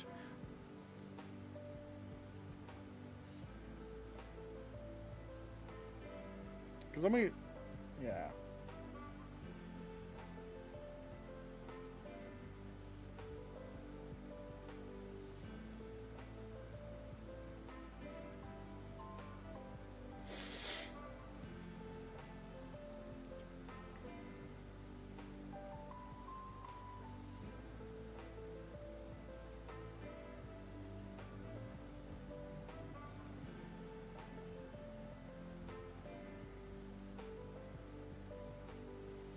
But yeah, I think, yeah.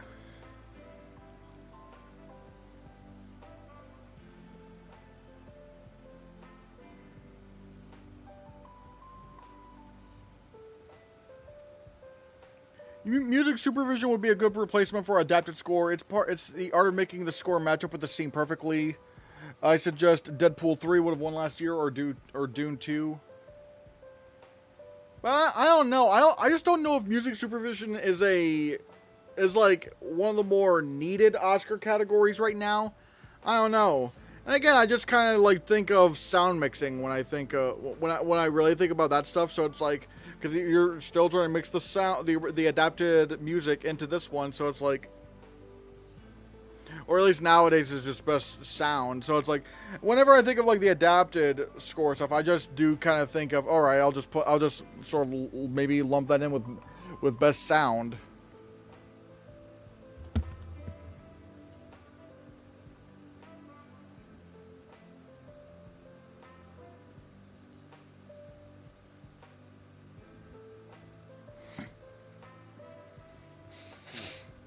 Yeah, me too, actually. Oh.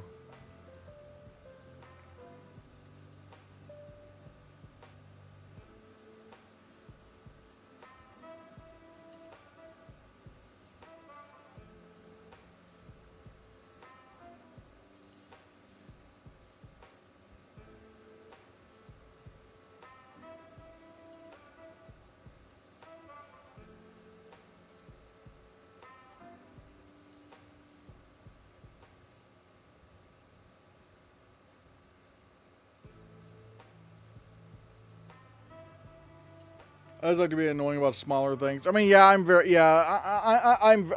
especially annoying about stuff. Don't get me wrong. I mean, hell, I was annoying about whole buy Nora, buy.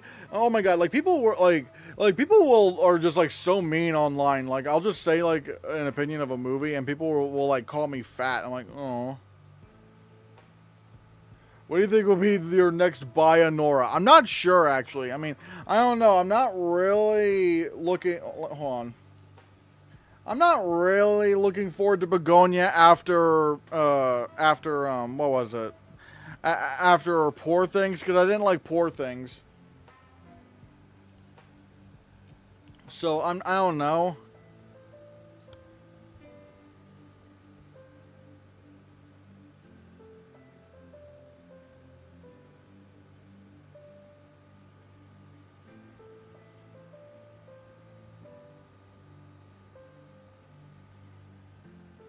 What July movie makes the most of the box office? Jurassic World, Rebirth, Superman, or Fantastic Four? See, this is tough actually, because Jurassic World, all of the Jurassic World movies made $1 billion, so that's something. Superman, I mean, it's coming off of a dying DC extended universe, so it's like, I feel like they're going to need to win the audience back a little bit. I just don't know how, like, I don't know if it's going to make $1 billion. I don't know if Superman's going to do that.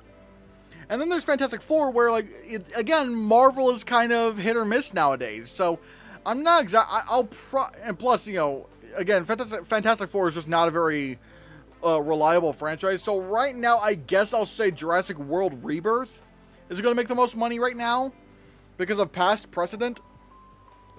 But again, they're all on very interesting ground right now because they're all like coming off of like kind of like panned franchises. If one battle after another wins, it will be the next Bayonetta. I can't say it. I can't say it because it's like I haven't seen the film. Can you rank the Best Picture nominees 2025 from 10 to 1? Are you talking about the ones from last year? Let me look at because I actually did a video on this. I actually did do a video where I sort of like if I were an Oscar voter for last year. Actually, yeah, honestly, what I could just do is just send you the link to my video and you can watch it. Hold on a second.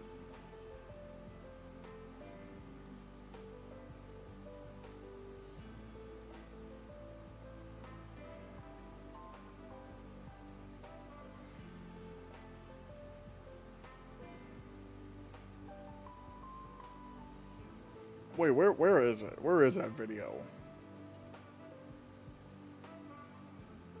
Oh, okay, there it is. I'm not exact. It's probably not as accurate now.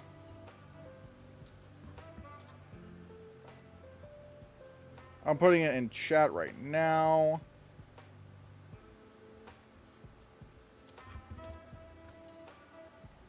But yeah. Yeah. My ranking is over there, so you'll be able to, yeah. You should be able to see it if you go onto my YouTube.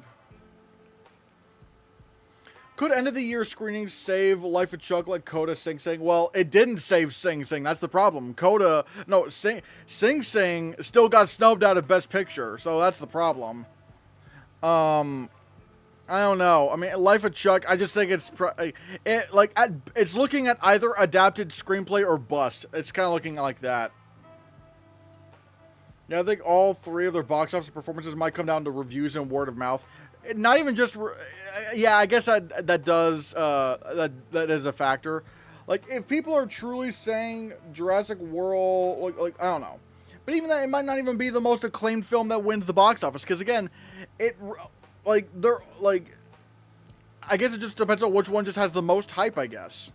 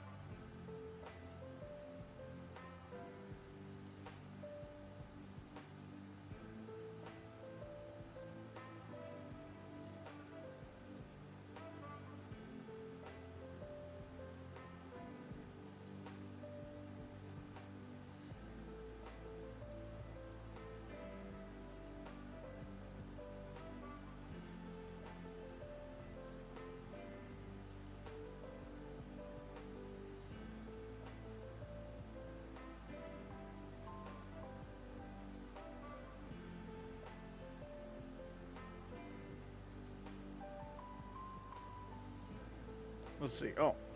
What movie that some people or many people are doubting do you think could end up being a Best Picture contender? Let's just look. See? I think...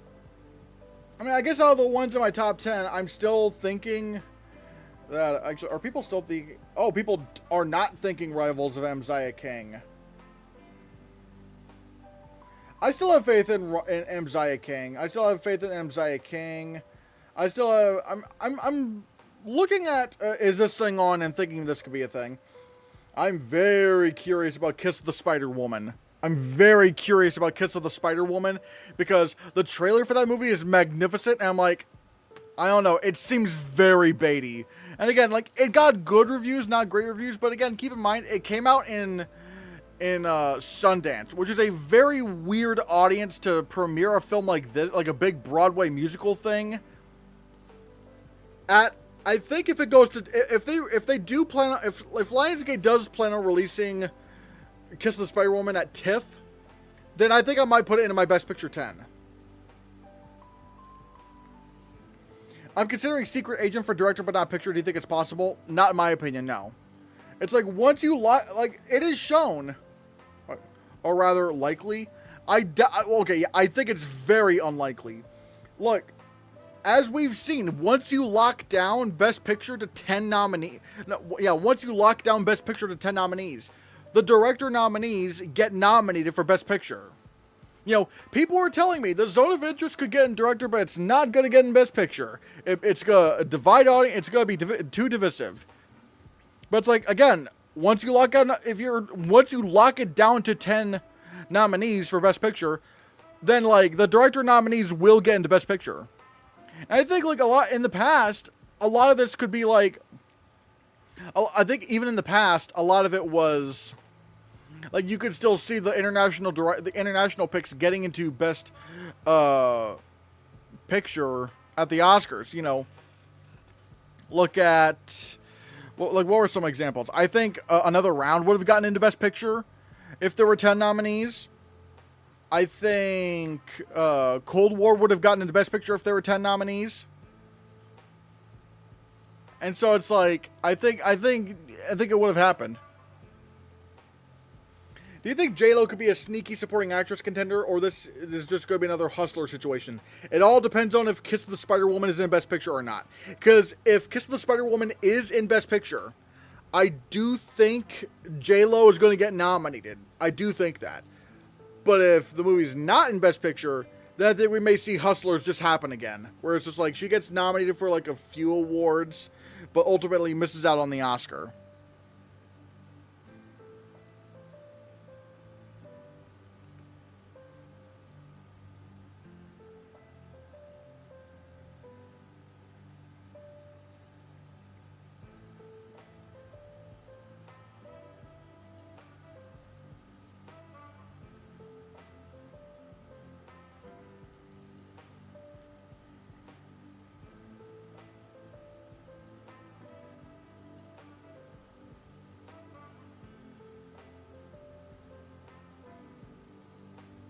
So yeah, like, yeah.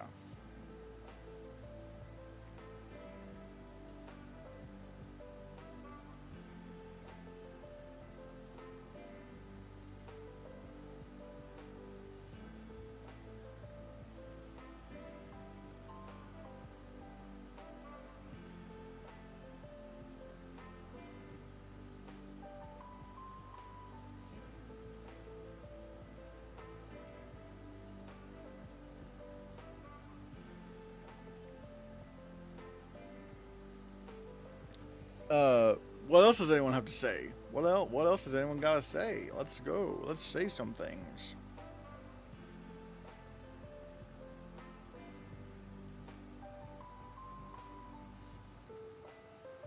Sorry Baby is certified fair with a 96% Rotten Tomato score. Could A24 get this into any categories? Hold on. Got a hair on my tongue. Ugh. I don't know. It just doesn't really seem to be that big of a thing, and it hasn't really caught on with the general audience. That's the problem. Like, I just don't know.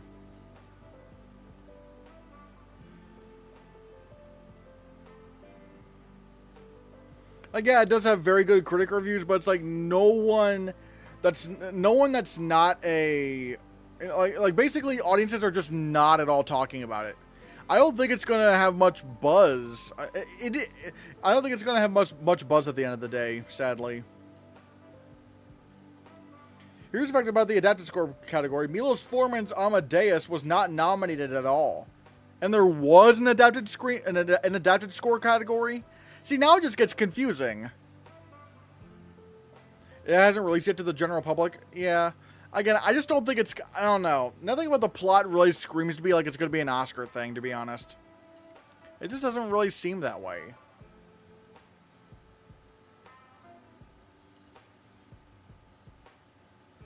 Christian Hannahcast. Ben Langford. And Ben Langford is a member of the channel. And you can become a member of the channel too if you click that join button, or if you want to gift memberships, you could do that too. And also, like I said, guys, I'm also streaming on Twitch. I'm currently also streaming on Twitch right now, and you could just leave that tab open and just have both streams going on at once. I mean, it's just gonna be cool. It's gonna be a good time.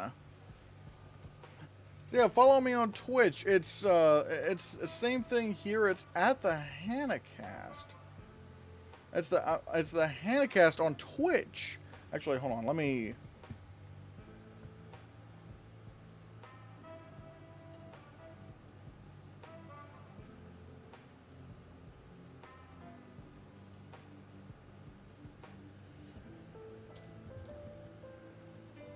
Yeah, see? Yeah, just go to twitch.tv/the Hannahcast if you want to follow me on Twitch and catch my... And again, eventually I'm going to stream a lot more often on Twitch. So, bing, boing, bing, boing, bing. But yeah. It was the last year of that category. Oh, for the adapted score category. Yeah, that makes sense. What's the average score for it? For Sorry Baby, it has... 8.3 out of 10. I mean, yeah, it does have a very good score. It just doesn't really sound like an Oscars thing, to be honest. It just doesn't. I just don't think audiences are going to be really grasped towards it. And keep in mind, that was the critic score. That was the critic score.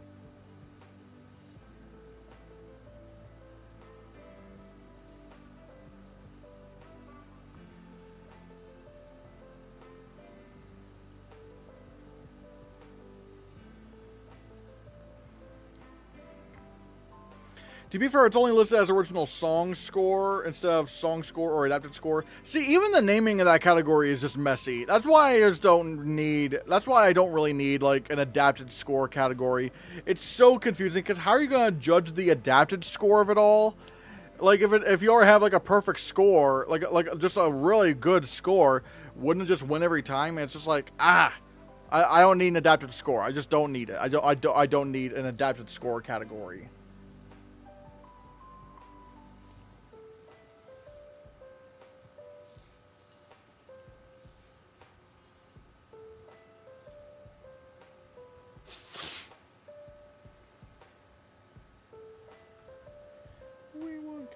Where's our cake? My house is full of sevens.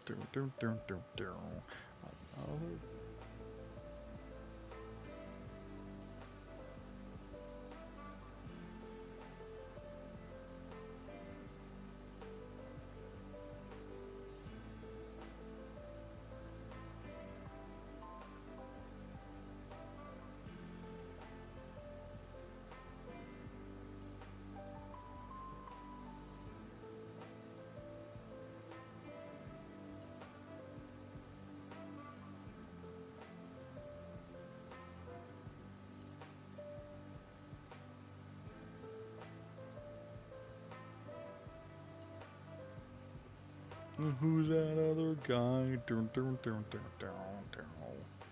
My house is full of sevens. Do you really think Accident is top 5 without text or acting? I mean, at the end of the day, I don't think Accident is gonna be in the top 5. Not at the end of the day. But right now I have Accident in the top 5 because it's just the one I feel the most confident in for a nomination. Because I do think it's going to get director and screenplay. So again, yeah, as the year goes on, it will probably go down to like 9 or 10.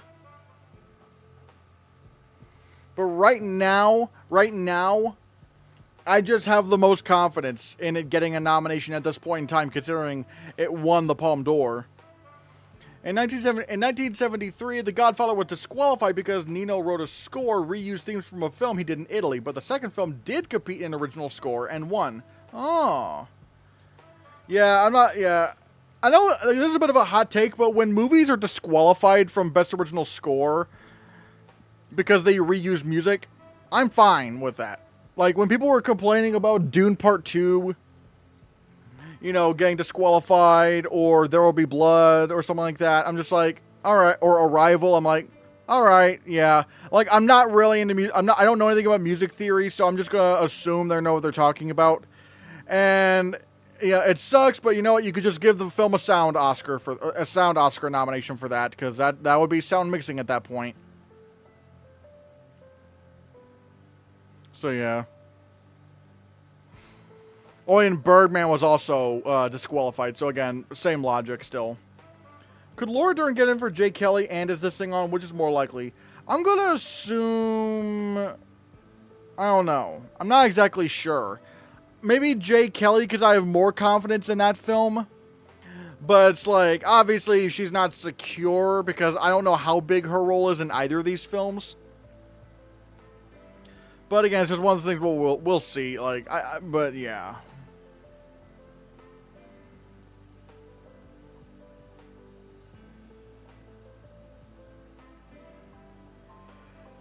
And also, don't forget, I think it should be around 9-ish, but around 9-ish, I'm gonna hop off, and on Twitch we're gonna raid someone, and I know exactly who we're gonna raid. So yeah. But yeah, but until then, we can still talk and stuff.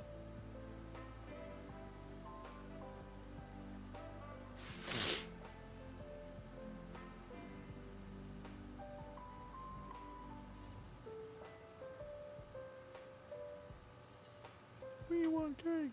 Where's our cake? My house is full of sevens.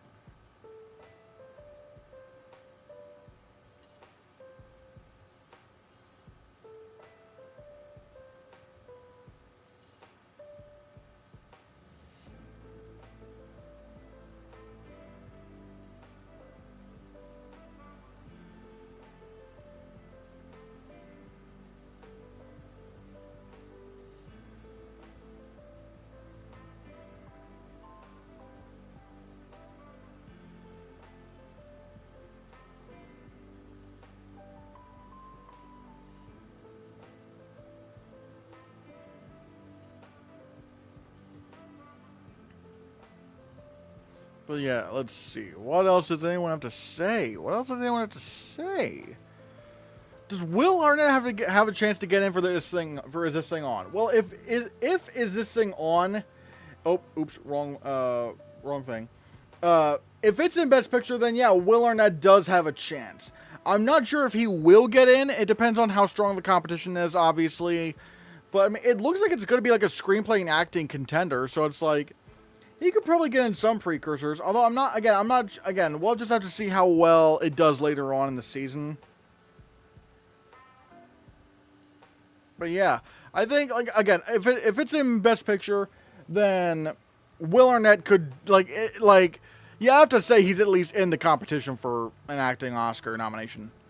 Do you think It Was Just an Accident will get the same 3 nominations of Licorice Pizza, Triangle Sadness, or the same 2 of Women Talking and Past Lives and Nickel Boys? I think it's actually going to get 4 nominations. I think it's going to get Picture, Director, Original Screenplay, and International Feature, because I believe France is going to submit it. Like, yeah, Iran's not going to submit It Was Just an Accident. No chance in hell they're going to do that. But I do think France is going to submit it, because they're like a co-producer on the film. So I think France is going to submit it, and that's going to get the film 4 nominations. It's going to get the. I think it's going to get the Drive My Car. The Drive My Car package, really.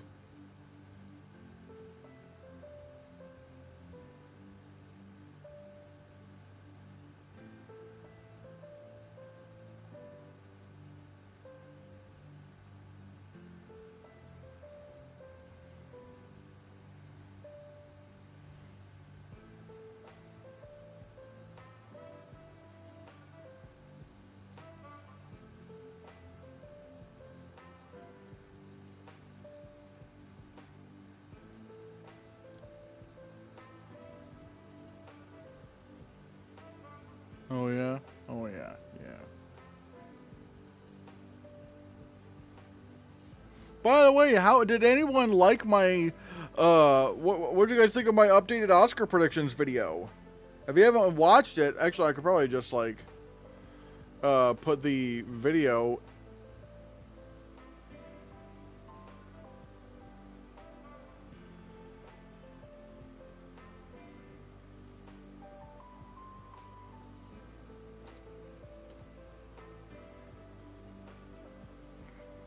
Yeah, I'll go. And yeah, if you guys haven't seen my newest video, what the heck are you doing? You know, just check it out. Go, yeah, just yeah. I put it in chat. So, yeah, go watch that new video if you haven't already.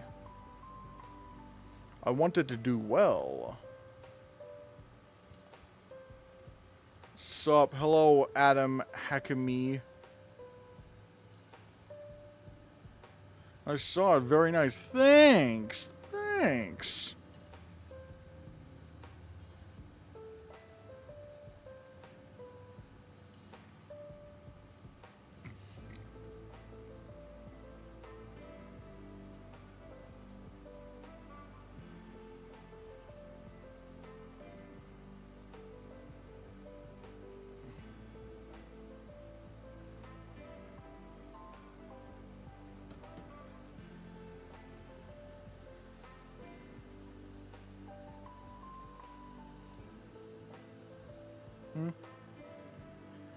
Unfortunate for Elio, it's Elemental all over again. Yeah, it's probably good. It's good.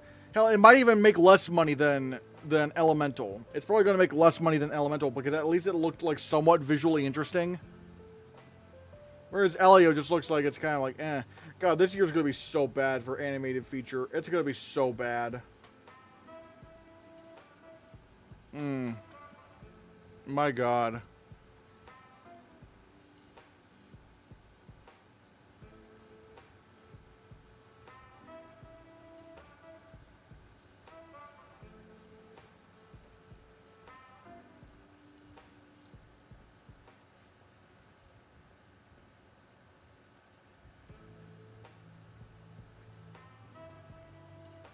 What is this I Am Frankella thing? It's got me very interested. Oh, I Am Frankella. I think it's like based on a TV show. Or is it Frankelda? Is it Frankelda? I think. Wait. Oh yeah, I Am Frankelda. I think this is like based on like I think a Mexican TV show. It looks very interesting actually. Like there's I think there's like a, I don't know, it's not really a clip online, but there's like sort of like an animation thing online regarding the film. And it looks like it has a beautiful art style. And I feel like this could be a sleeper pick. Maybe this could be a sleeper contender. Okay, but it's going to be good in 2027 for 2026 films. Oh yeah, what's coming out next? Oh yeah, I just realized we could look at what people are predicting for next year's Oscars too. Oh wait, wrong one.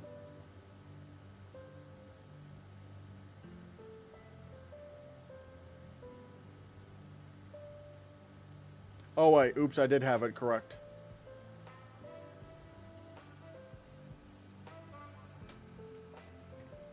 Let's see what the community is doing. Yeah, there's the Odyssey. Judy. Oh yeah, that's the Alejandro Gonzalez Iñárritu film with Tom Cruise. Yeah, that makes sense. Dune, Messiah. Man, I want Dune Messiah. Like Dune Messiah. I think it's gonna get a Best Picture nomination, but it's not gonna win Best Picture. Sadly, they hate the Oscars are beginning to hate the Dune movies. Wild Horse 9. Oh, that's Martin McDonagh. Okay, yeah, that's actually a really good point. You probably would want to predict a Martin McDonagh film at this point. The entertainment system is down. I mean, maybe. Oh god, I really did not like Triangle of Sadness at all. Oh my god, it's so pretentious. The Dish. Oh yeah, that's Steven Spielberg. That's interesting. If it's more action-oriented, then probably not. But if it's more like Close Encounters of the Third Kind, then probably yeah.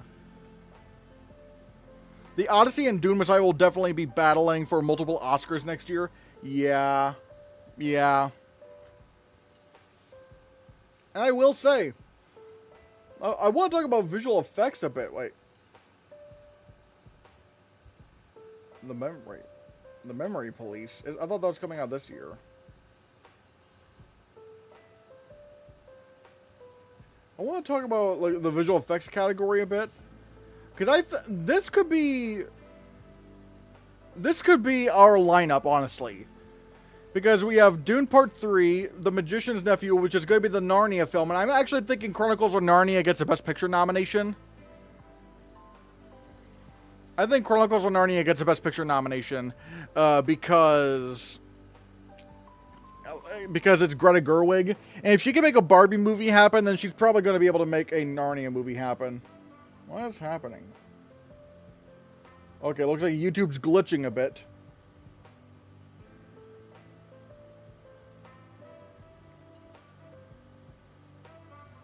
Don't be speaking Dune not winning Best Picture into existence, Christian. We must be real. And even then, I'm willing to bet the Odyssey might even be better than Dune Messiah, so... Obviously, Avengers Doomsday, I think that's going to get nominated for visual effects. Mandalorian and Grogu, it's Star Wars. Disney Star Wars movies always get nominated. And if Project Hail Mary is a big visual effects film, if it's a big visual effects film, then I think it could actually get nominated for visual effects. And honestly, I don't know what else could happen. I genuinely don't know what else could happen. It seems so obvious. Because, like, The Dish, I mean, Steven Spielberg, I mean, I don't know if it's going to be a big visual effects film. Supergirl, maybe, but again, I don't know. I don't think The Odyssey is going to get nominated, though, because it's like, you know... it's like Christopher Nolan is especially nowadays not doing much of the visual effects thing these days, so... It might just get snubbed.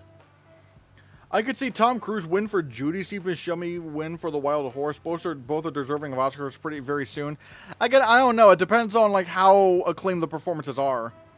Two Towers only got 6 nominations and won the same 2 as Dune Part 2. However, The Two Towers did get into Best Picture with only 5 slots. I mean, yeah, but I don't know. I just don't think they're gonna nominate like a big IP film like Dune for Best Picture, or like they're not gonna give it the win for Best Picture, I should say. Does Tom Cruise getting an honorary Oscar this year hurt his chances to win next year if his performance is worthy? No, I don't think so. I don't think it really changes much because it's still just an honorary Oscar.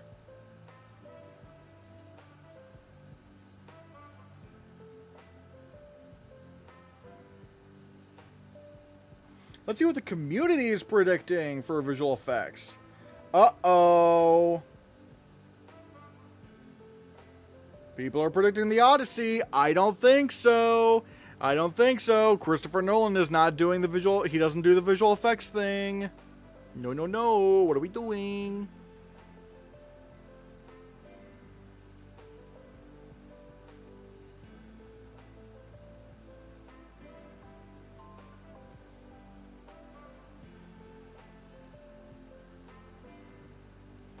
And again, like I said, guys, if you, like, honestly, I probably could.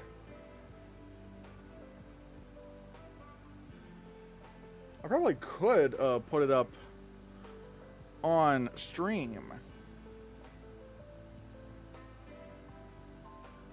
Hold on a second.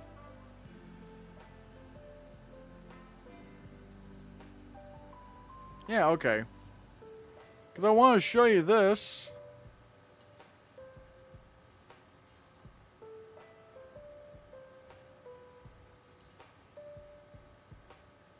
Yeah. What the?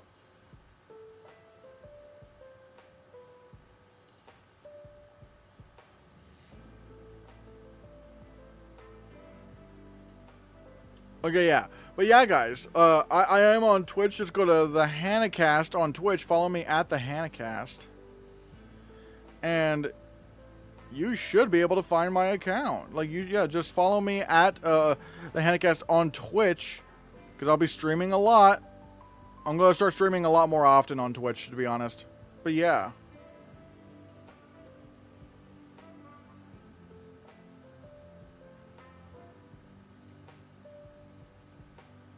Cruz winning a competitive right after receiving an honorary one. The same thing actually happened with Paul Newman. Yeah, I've seen some comparisons. And plus, you know, there have been people that have won Oscars after they won an honorary Oscar. Like, Hayao Miyazaki still won Best Animated Feature for The Boy and the Heron after he got an honorary Oscar. And Spike Lee won Best Adapted Screenplay after winning an honorary Oscar. So I was like, I think he'll be fine. I think Tom Cruise could still win. Although I don't know if he'll win, because it really depends on if people actually like the Alejandro González Iñárritu film.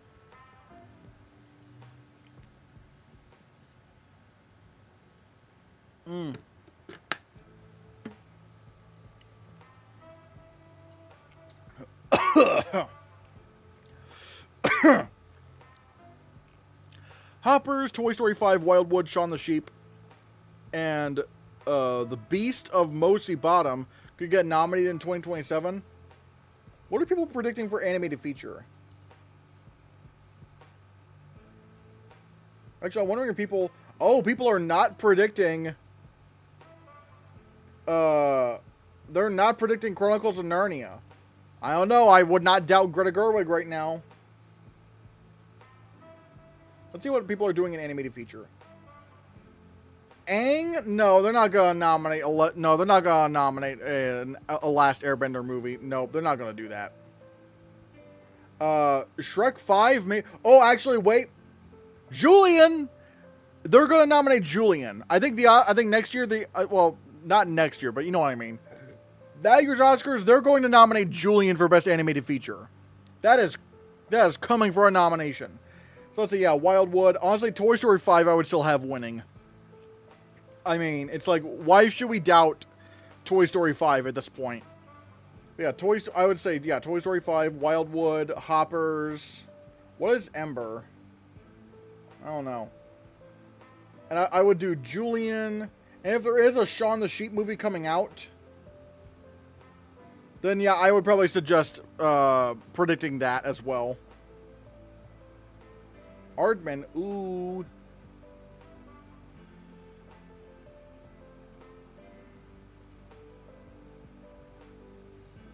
Although Shrek 5 is interesting. Will Shrek 5 actually be good enough to be nominated? That's the question. That is the question. If Shrek 5 will be good enough for a nomination. We'll have to see.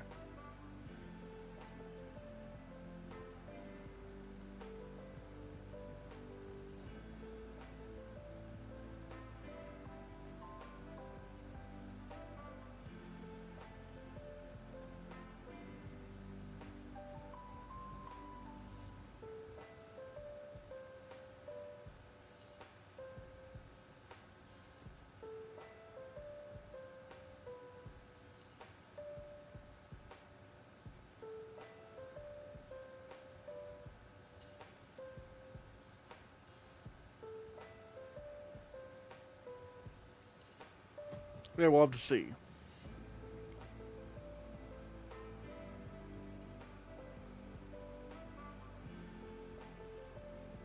What is this?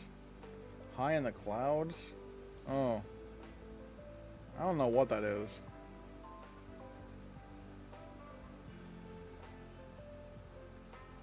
When we're finished with 2026, can we get back to 2025? I mean, we could probably go back to 2025 now, I guess. I was kind of looking at this.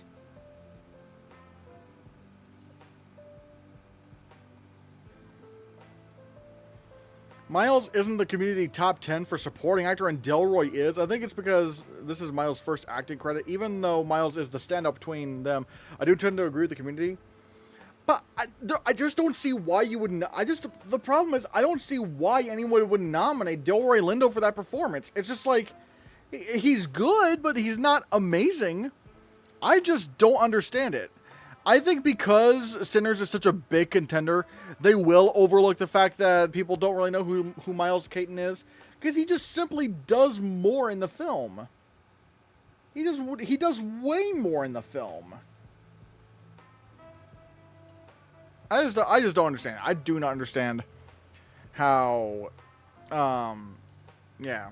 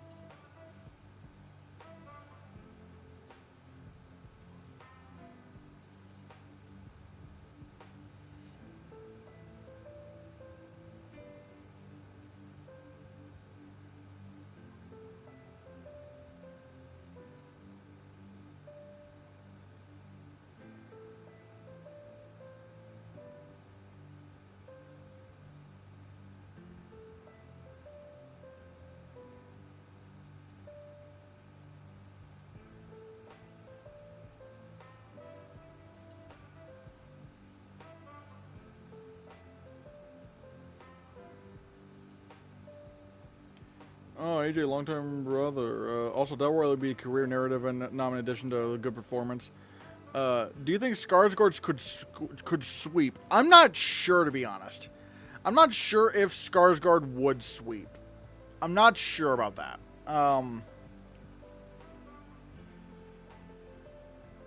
Because, like, I mean, if he were sweeping, then I think it would become very, like, looking at, you know...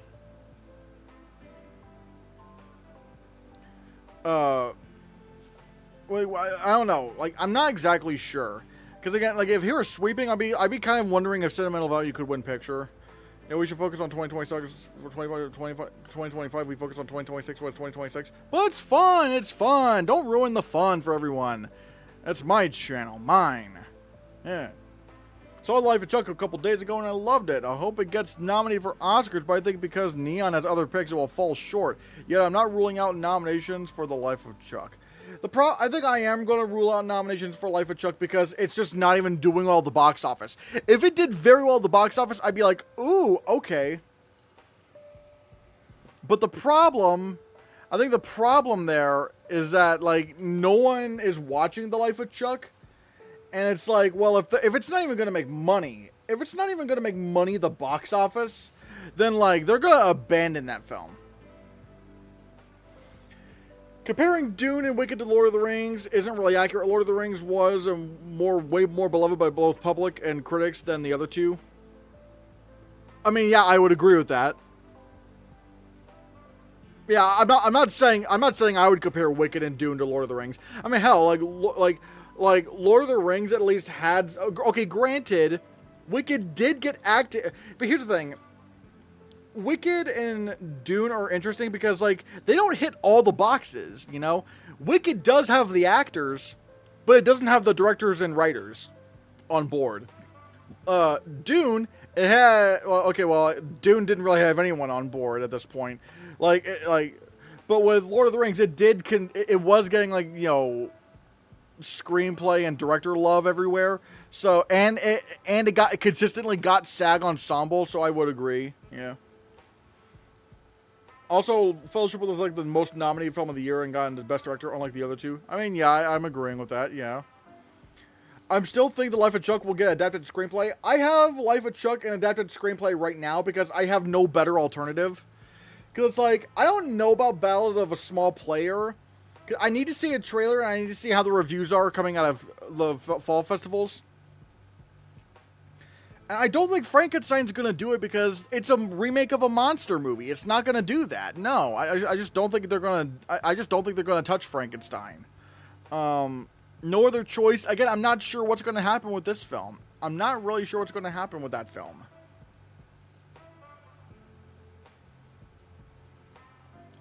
Rip Life of Chuck gets done maybe, and a huge maybe for Mark Hamill and or adapted screenplay. I think Mark Hamill's kind of done. I feel like Mark Hamill would only happen if the film got into Best Picture. Adapted screenplay could happen without Best Picture because the category is so barren and lifeless. But like, I think Hamill's done. I think he's gone. Like, I think he would only come along if the film was in picture. Nakoa Wolf Momoa is acting in his first movie alongside his dad, Jason Momoa, in Dune Messiah. Nakoa Wolf and Eda Brooke have been cast to play Paul Atreides and Chani's twin children. Oh, okay.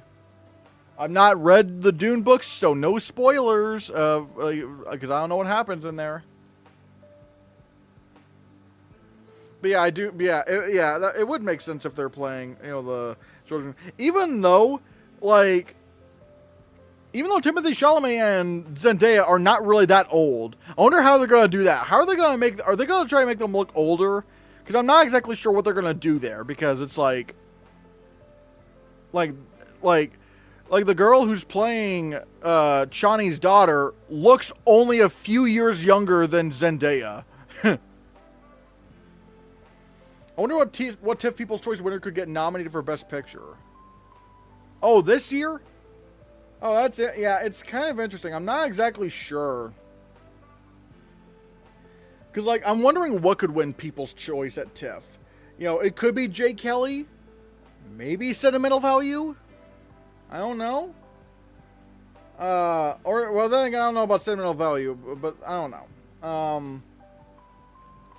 I don't know. Rivals of Mzia King. I mean, I think that could premiere at TIFF. Maybe that could happen. Is this thing on? Maybe. I am wondering if they're going to... I'm still theorizing if they're going to put Kiss the Spider-Woman in TIFF. At least I'm thinking. If we do get confirmation that it is going to TIFF, I think I might actually predict Kiss the Spider-Woman for Best Picture for a nomination for Best Picture of the Oscars, because it's ticking a lot of boxes that's currently missing in our Best Picture lineup. So it could just happen.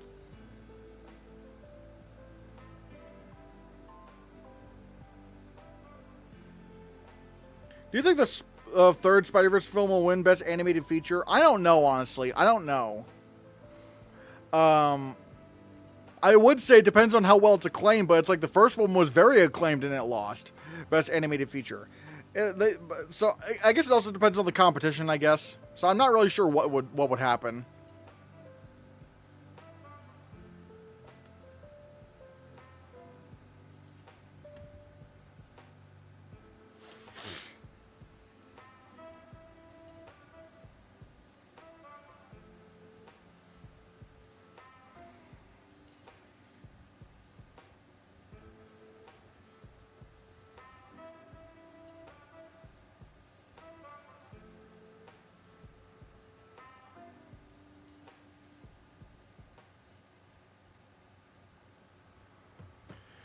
Whoever wins People's Choice at TIFF better be released this year, because just like Life of Chuck, that TIFF People's Choice momentum is better if the movie releases the same year. Yeah, that's true, honestly. That's probably true. Beyond the Spider-Verse and Gato could be the two of the nominated for 2028. Gato. I'm trying to remember what Gato is. I know it involves a cat. Oh, that's Pixar's film. That's Pixar's, that's sort of like, that's Pixar looking at Flo and going, we could do that. Doesn't it just feel like Gato just looks like it's trying to be Flo? It's like, guys, come on. You know what you're doing. You know you're trying to capitalize on Flo.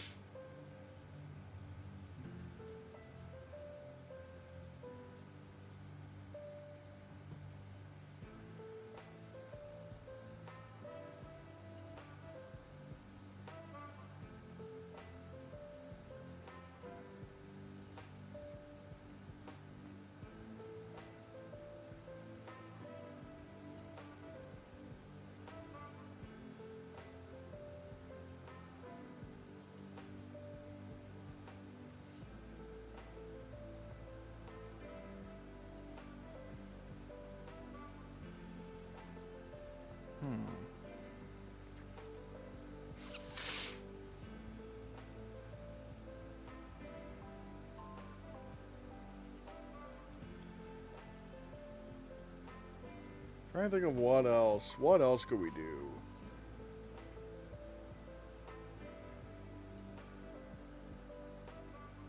Huh? You have a House of Dynamite over at Frankenstein, even though Frankenstein possibly is a bigger tech player. I mean, yeah, that is true. Maybe I should just... Because, like, the title House of Dynamite... I don't really think Frankenstein's going to do anything either, but House of Dynamite just... It especially sounds like that is just, like, a non-starter, just from the title alone. Maybe I should also put Wicked for Good above Frankenstein, to be honest.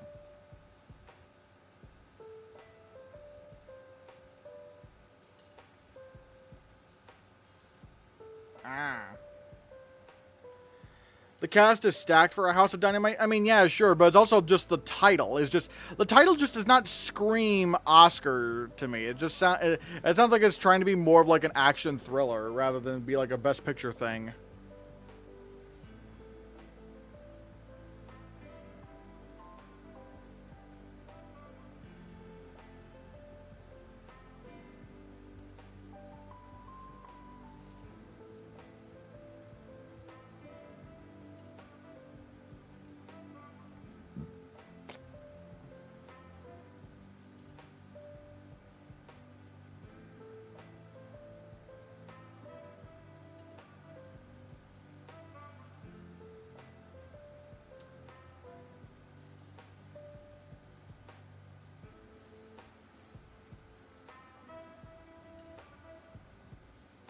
Alright, let's see. Oh.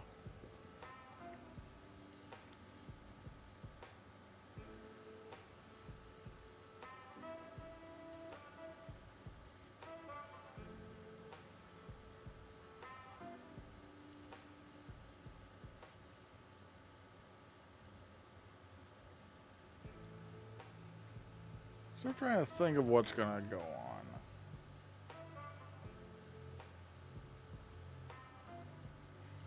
I'm starting to actively fear Wake Up Dead Man. I would love if Renner and Close finally won their Oscars, but I do not want to see this be a Best Picture nominee or a Screenplay winner. Why? Why though? You haven't seen the movie, so why would you say you hope it doesn't get in?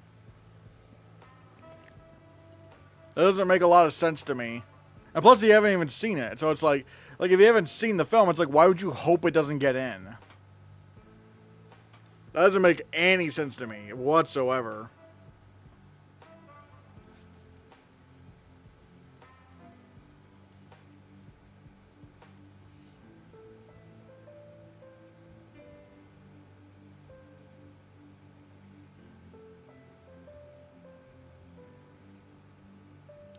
Do you really think Looking Glass can win supporting actress, or could someone like Elle Fanning or Ariana Grande be a better bet? Well, I don't have Wicked for Good in Best Picture, so I can't do her. I can't do Ariana Grande.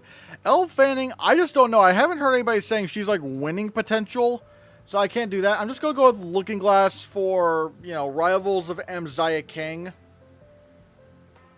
because I do have that in Best Picture, and so it's like, and I don't know. I like, that's kind of my bet. And I've heard that she's the standout, so yeah.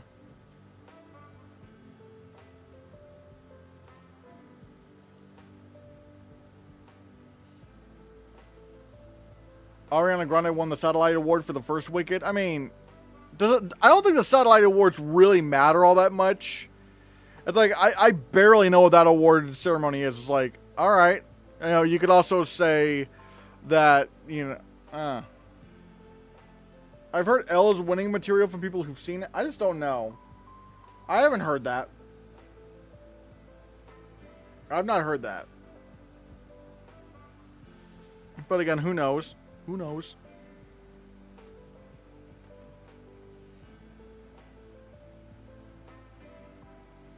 Who are people predicting to win?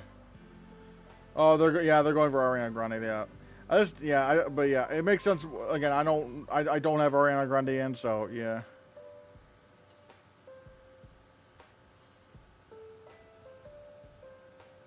Matt from Filmball said it. I mean, sure, but again, I don't know. I don't want to put too many eggs in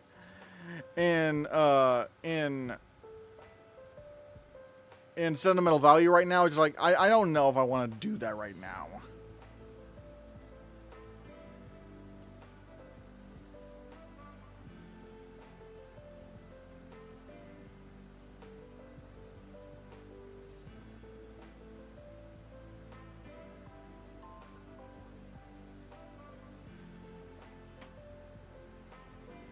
It's split from the main awards.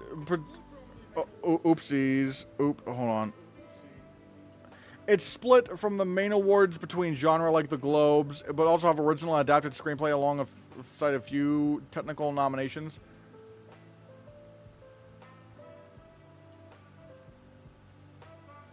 Are you talking about for the Satellite Awards? Yeah, I don't know. I don't put much stock into the Satellite Awards, so no. Did you know that Laura Dern has rumored to have little to no screen time in Jay Kelly? Again, I have no idea. I have no idea how often, how much how much screen time she has. So I have no clue, to be honest.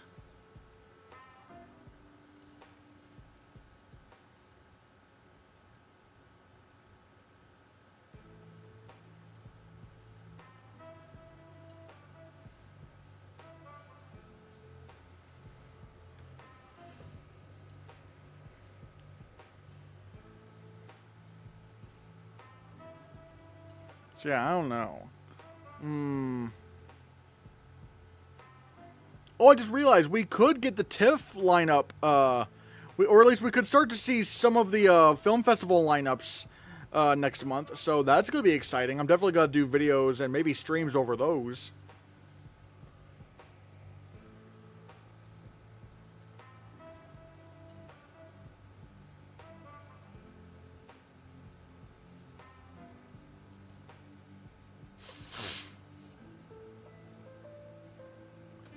Is Sinners really winning, though? Right now, I'll say yeah. I just don't have another good alternative right now, because I could see Sinners winning PGA, Writers Guild, DGA, SAG. Whereas a Sentimental Value, I don't know what major guild it would win. That's the problem. Venice is announced before TIFF, right? I'm not exactly sure. What if Sinners got 0 acting nods? Does it still win picture like Parasite, Return of the King? See, that's interesting. I'm not sure. I'm not sure. Because, like, Parasite, you could see why it didn't get nominated for any acting awards, because none of the actors were very recognizable. And Return of the King, it was just so very much an ensemble-y kind of film. And even, so, I don't know. I'm not exactly sure. I feel like it would at least need to get nominated for an acting award. So if it doesn't get any acting nominations, that could be concerning. But I think what it ultimately comes down to is if it gets a director nomination. If it gets nominated, if Sinners gets nominated for director, all right, then I think it's still in winning competition.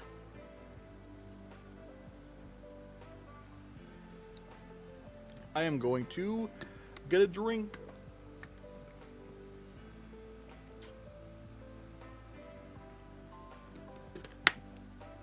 Can Sentimental Value take picture just from BAFTA and Golden Globes? Nope. You need to win at one of these guilds. PGA, DGA, Writers Guild, or SAG Ensemble. It's got to be one. You need to win one of the major guilds. And there have been, like, if anything, winning, like, you know, like, plus if something wins the BAFTA, unless you're like sweeping, like Oppenheimer and Nomadland, unless you're sweeping, if you win the BAFTA, Brother Bro kind of said it best, that's almost a negative stat. Because, like, BAFTA has not agreed with the Oscars at all, unless there's, like, in recent years, unless there's, like, a full-on sweeper. Could Sentimental Value get in for contemporary art direction and costumes? I mean, yeah, but I'm talking about, like, the major guilds, like the major above-the-line guilds. PGA, DGA, WGA, and SAG Ensemble. Those are the ones I'm talking about. You need to win at one of the major guilds in order to win Best Picture. Because, you know, Yeah. Like, even Parasite won SAG Ensemble and Writers Guild. Like, that was huge for it.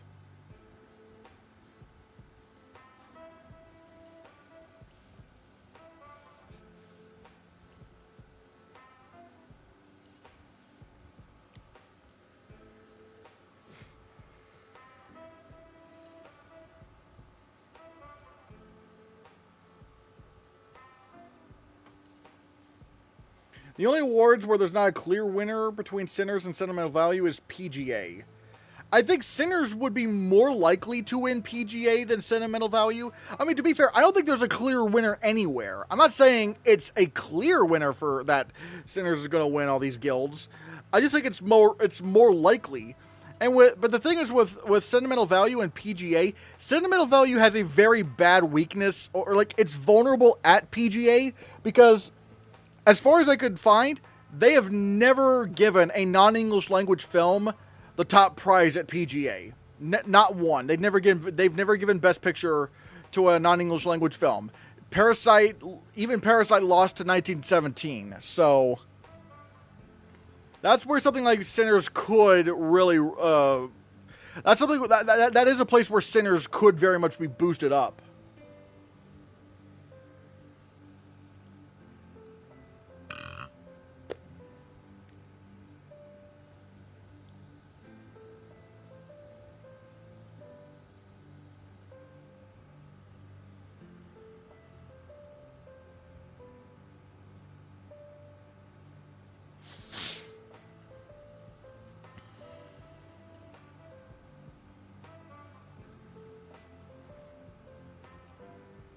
DJ and the Oscars for Best Director have only ever disagreed 8 times. Yup, that's the thing. And in the past 10 years, I'm trying to think, in the past 10 years, I think they've only disagreed when Sam Mendes won DGA, I think. Do you think horror bias makes Sinners vulnerable? Also, if it doesn't get BAFTA 5 and Sentimental Value does, that could hurt Sinners? Okay, let's take this one step at a time. Horror bias. Well, admittedly, like, the thing is with Sinners, it is a lot more than a horror movie. It's also kind of like a musical-ish. It's also kind of very culturally relevant. So, there is that. And plus, I think the other thing is that it is done so well with audiences. Like, the audience scores are really good. And I feel like they're better than how, you know, the audience scores are better than that of The Substance. So that's good for it. But also, if it doesn't get the BAFTA 5, I don't know what you mean by BAFTA 5, because I feel like it needs at least a BAFTA 3. Best Film, Best Director, and Original Screenplay. Or adapted, but obviously we're just talking about screenplay here. Like, screenplay, director, picture at BAFTA. If it can get those nominations, then it's gold. Like, Sinners is gold if it can get those. It doesn't even have to win those awards at BAFTA. It just needs to be nominated. If Sinners can get nominated for those 3 at BAFTA, it could still win Best Picture at the Oscars. But if it doesn't get those, in Sentimental Value, if Sinners does not get those nominations, and Sentimental Value does, that's going to be an interesting place. I think ultimately we have to do with, like, how well does Sentimental Value do at the guilds. I guess that's my thing. I mean, if it misses the BAFTA Best Film 5, okay. Yeah, if Sinners does not get nominated for the BAFTA Best Film 5, it's in trouble. But I think it also needs to get nominated for Director and Screenplay. It needs Picture, Director, and Screenplay at BAFTA. If it could secure those nominations, it could still win Best Picture at the Oscars. The only way I could see Sinners winning pictures if it's taking like 6 or 8 other Oscars, because Sentimental Value is almost guaranteed in multiple categories. But here's the thing. Let's look through the award. Now, granted, I have Sinners winning 10 Oscars. I don't know if it's going to win 10, but it can definitely win quite a few. Song, I still think I Lied to You is more likely to win than the Ariana Grande or Cynthia Erivo song. I feel like that scene, when you think of that scene in Sinners, that whole tracking scene, you see all like the history and whatnot, that is centered around the I Lied to You scene. So when you pair the best scene of the year up with that song, I feel like people are not going to forget that. So I think it's going to win Best Original Song. Score, it's absolutely going to win Score. Out of any of the awards Sinners is looking to win, it's most likely going to win. It is most likely going to win. Score is the most likely Oscar that Sinners is going to win. I think Sinners is going to win Sound. I think Sinners is gonna win sound because it's music and guns. Like, those are two things that are very, very showy with the sound. So I think it can actually win that. And let's look at some of the other categories. Costume design, it could be, it could win or it couldn't. That's one where it could falter. I do think, right now I have it at number 1 because I don't have a good argument for anything else right now. We don't know what the costumes in Begonia look like. Kiss the Spider-Woman, it's not in Best Picture, so it's weaker. So I don't know. Wicked for Good, the first film one, I don't think it's going to double dip in terms of wins. And Frankenstein, I think is like going to be like Nightmare Alley. Like, it's probably not the kind of costumes that would win. Editing, I mean, the editing in the movie's very showy. It has all these, like, really fun cuts and stuff. Like, there's that whole scene where it's like, hell no, like, that song, and it cuts back between her singing it and these dudes beating this other guy up, and it's almost like to the rhythm of the music.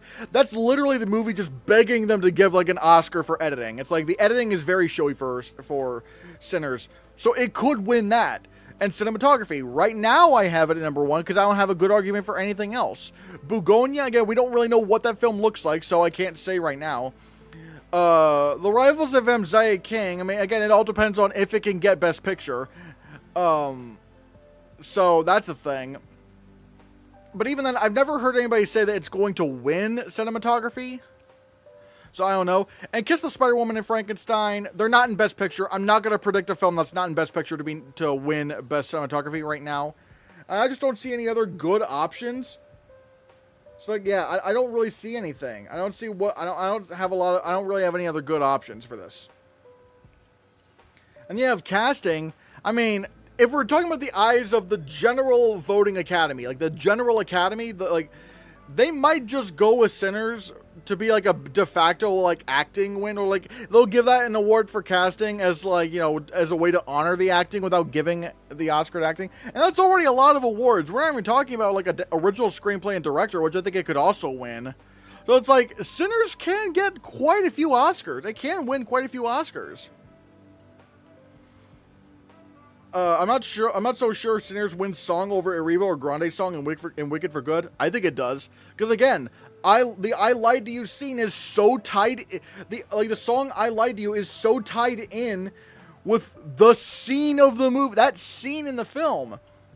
And imagine if they perform this song during the Oscars telecast and they sort of recreate that whole history of black music. Again, I think it stands a much better chance than people think in winning Best Original Song, especially since I think Sinners is way more likely to get in Best Picture than Wicked for Good. Could Sinners win 8 awards without winning Picture? The same thing happened to A Cabaret, but then again, that was the year of The Godfather. Okay, in this era, I'd say no. But at that point, if it can win 8 awards, then it's probably going to win Best Picture. That's the thing.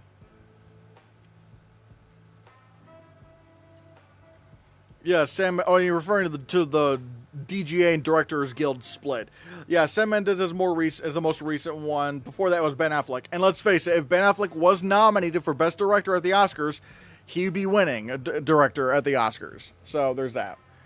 Do you think Accident is just going to be international? No, not really. I think it's going to be a Best Picture film because, like, Neon, like, they knew what they were doing when they bought this film. They're going to campaign it, and it's going to get nominated for, like, Picture, Director, Screenplay, and International. I think it's going to get the Drive My Car thing. Strangely, DGA chose Ang Lee for Crouching Tiger, Hidden Dragon instead of Steven Soderbergh for Traffic. Yeah, that's interesting. I'm not exactly... Yeah, it's very odd the way that happened. Begonia is going to be a flop. I'm calling it big flop. I mean, we'll see. I don't know. In, like, January, I predicted Sinners to win casting. Ooh, okay, that's interesting. Ooh, wow. You might be right. Who knows?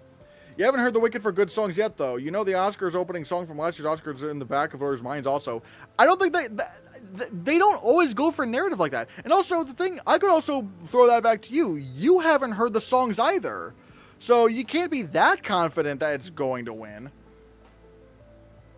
I mean, it's like, I don't know if that's a good, I don't know if saying that I haven't heard the songs is a good argument when no one's heard the song, so all of us are just going off of a guess. Again, right now, I just can't really go for Wicked for Good right now because I'm just not that confident in it getting in Best Picture. And again, Sinners has that song which is so connected to that scene. It's like, I just don't know if I can really doubt it.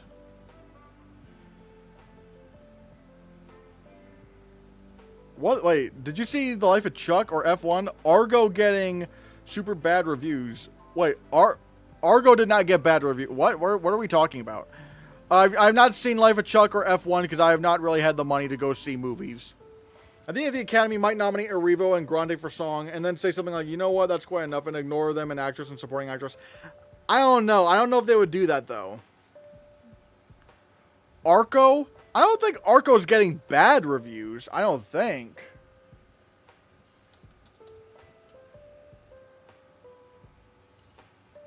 Yeah, no, the reviews for Arco are most certainly not bad. It has an 80%, but it's also not amazing because like the average rating is 6.3 out of 10. It's like, so like I don't think that's going to get nominated for animated feature. It's not getting bad reviews, but people just think it's kind of fine.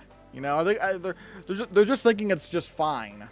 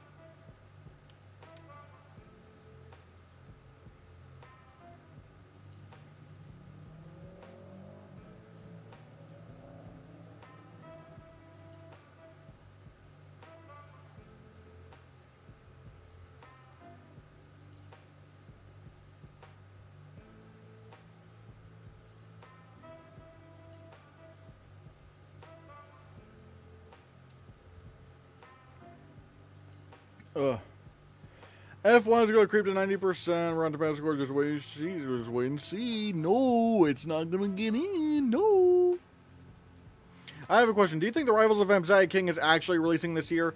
I do. It's probably going to show at TIFF, and then I think maybe like something like A24 is going to buy it. Because A24, yeah, they have Marty Supreme, but I don't really think Marty Supreme is going to be a thing. Or at the very least, they don't really have anything else other than Marty Supreme. So it's like, I think they're going to buy Mziah King.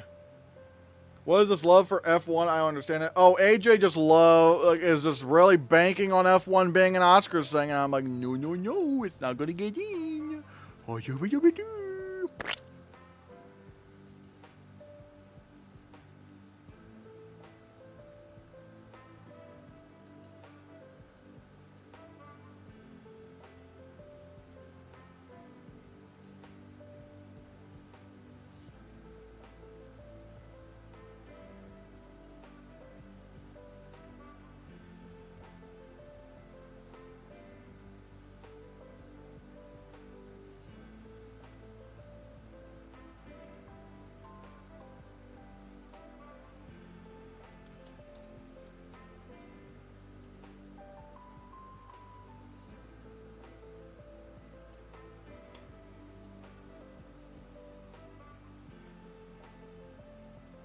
Remember when Michael Nouvelle Vague and Late Fame were all in competition for picture? Now it's just Sinners or Cannes films. Yeah, I mean, granted, I do think there are some films outside of Cannes and Sinners that are in contention. Like you know, Jay Kelly, Begonia, and all that stuff. But yeah, Lizard. What about Lizard? What?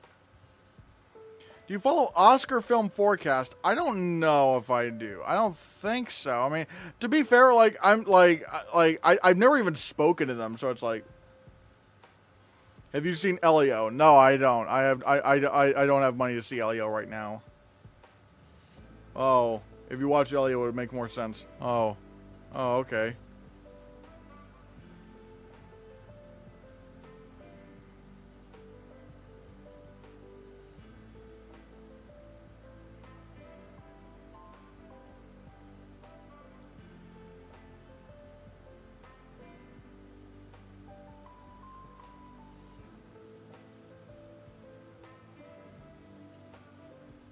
But yeah.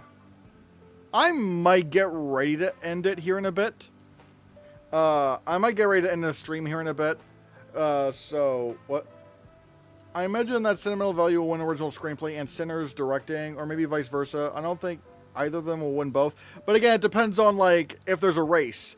If the Oscar race is a race, then I think something is going to win both screenplay and director. That's the thing. Like, if it's very clear that, you know, Ryan Coogler is sweeping Best Director everywhere, even BAFTA, then okay, yeah, maybe someone else wins screenplay. But if it's a race, if it's a close race between films, then I think like the voters are going to end up putting all their eggs in one basket. They're going to go with picture, director, and screenplay, sort of like how they did that with Birdman, or The King's Speech, or Honora, or what was it, or Parasite, all that stuff. So yeah. Marty Supreme, the Smashing Machine, If I Had Legs I'd Kick You, Sorry Baby, The Drama, and more. It seems like A24 is pretty full. Not really, I don't think so.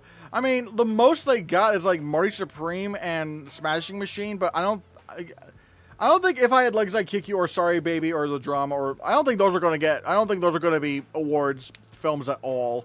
So I think they could put in Messiah King. Sentimental Value could just win supporting actor and then have like 5 total nominations. Maybe, but if we're talking about winning Best Picture, it would need to win director or screenplay.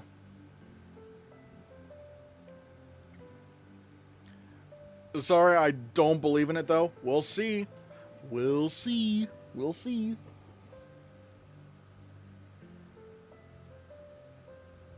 But yeah, I might get ready to hop off here in a bit. Although, again, if you're on Twitch, stay on Twitch, because we're going to raid someone. We're going to raid someone on Twitch. Bye, Honora. Bye. But yeah, guys. Again, if you have not followed me on Twitch yet, do so right now. Go ahead and... Oh, hold on. Let me just... Go ahead and do that. Go to the Hannahcast... Go to twitch.tv/the Hannahcast. Oh wait, hold on. Will Warfare be in sound? I don't think so. Civil War didn't even get shortlisted for sound, and this is like less commercially successful, so I'm gonna say no. Hello, F1 should be your new catchphrase? No. Do you prefer sound editing and sound mixing, or just both? They should be separate categories. It should be sound editing and sound mixing. The only reason why people are okay with sound, with just best sound, is because they don't know anything about sound or how it's done. But it's like, there's no reason to combine the categories other than just like saving on airtime, which is literally what happened. Like, people will try to say, well, I mean, the sound branch was the one that agreed to it, but there was actually an article that came out like a year later saying that the sound branch was actually strong-armed into combining the categories, or else they would be, like, taken off the live show completely. So, I mean, it's like, yeah, they technically agreed, but that's not really giving them a choice, because it's sort of like being robbed at gunpoint and saying, hey, give me all your money, and then you give them your money. It's like, someone could say, well, I mean, you agreed to give them your monney, but it's like, yeah, if I didn't, I'd get shot. So it's like, the sound bridge didn't really have a choice in the matter, really. But like, but sound editing and sound mixing are clearly two very different disciplines, and they should be treated as such. And again, people that say that it doesn't really matter, or, you know, that, you know, they don't know the difference. It's like, well, I mean, learn the difference. Learn. That's what awards are for. Learn. Uh-oh, we have a bad bot.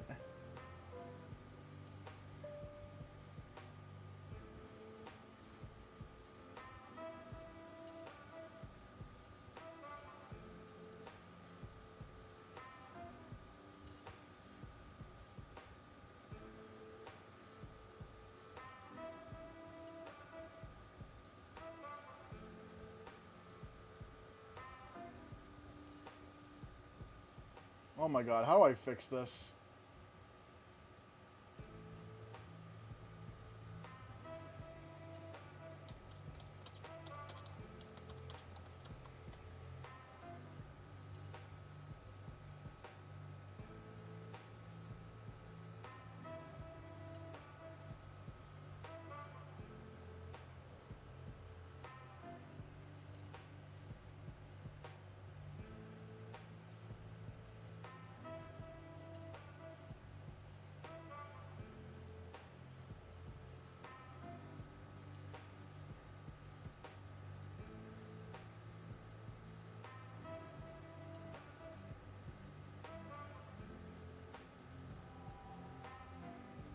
Yo! What the? Elizabeth Tennyson don't like super chatted $2. Thanks. Okay, keep in mind, guys, I am currently trying to like hold on a second. Don't worry, I'm just trying to. I just found like a bad chatter, so it's like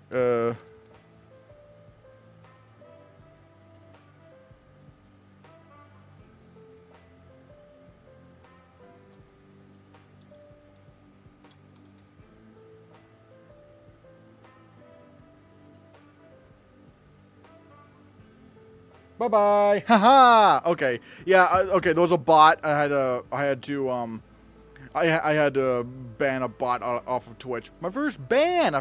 You get yeeted if you're a bot on Twitch and you send people to random Russian links. You get banned. You get the ban hammer. You get the ban.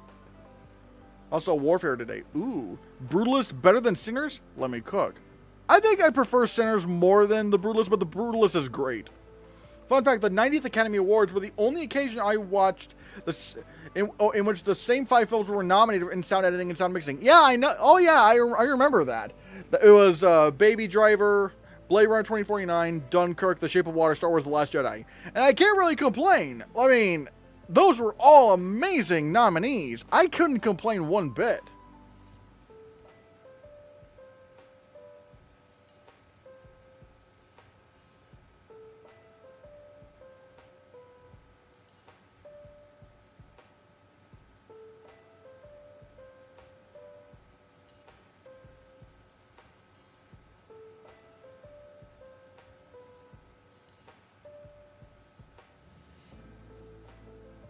But yeah.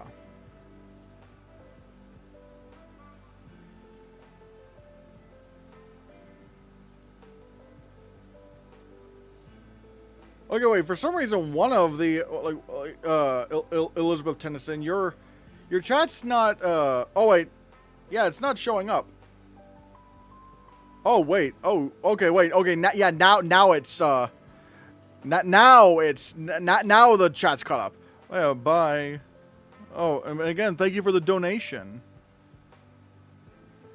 The first half of the year, and we barely have any potential Oscar films. I mean, yeah, but to be fair, that's kind of how it is most of the season. We don't really know where the season's going. The Oppenheimer year was different because, like, it was pretty easy to figure things out pretty early on, whereas now it's like, I don't know. Dunkirk winning both, Blade Runner 2049, Baby Driver, Shape of Water, Star Wars The Last Jedi. Yeah. Did you get my last comment? What? Have you heard the drama had good test screenings? I don't always trust test screenings. You know how they feel about people saying one battle after another isn't going to be a contender, but yeah, I still believe in its potential. I don't know, to be honest. I don't know. I don't know, but like the drama, and also I've heard different things about the drama. I've heard weird things about the drama. But again, I don't know. I need to see a trailer. I don't know if I just don't know if it's going to be a big thing. Oh, this does not take into account into the years that sound editing had only 3 or 2 nominees. Oh, yeah, yeah.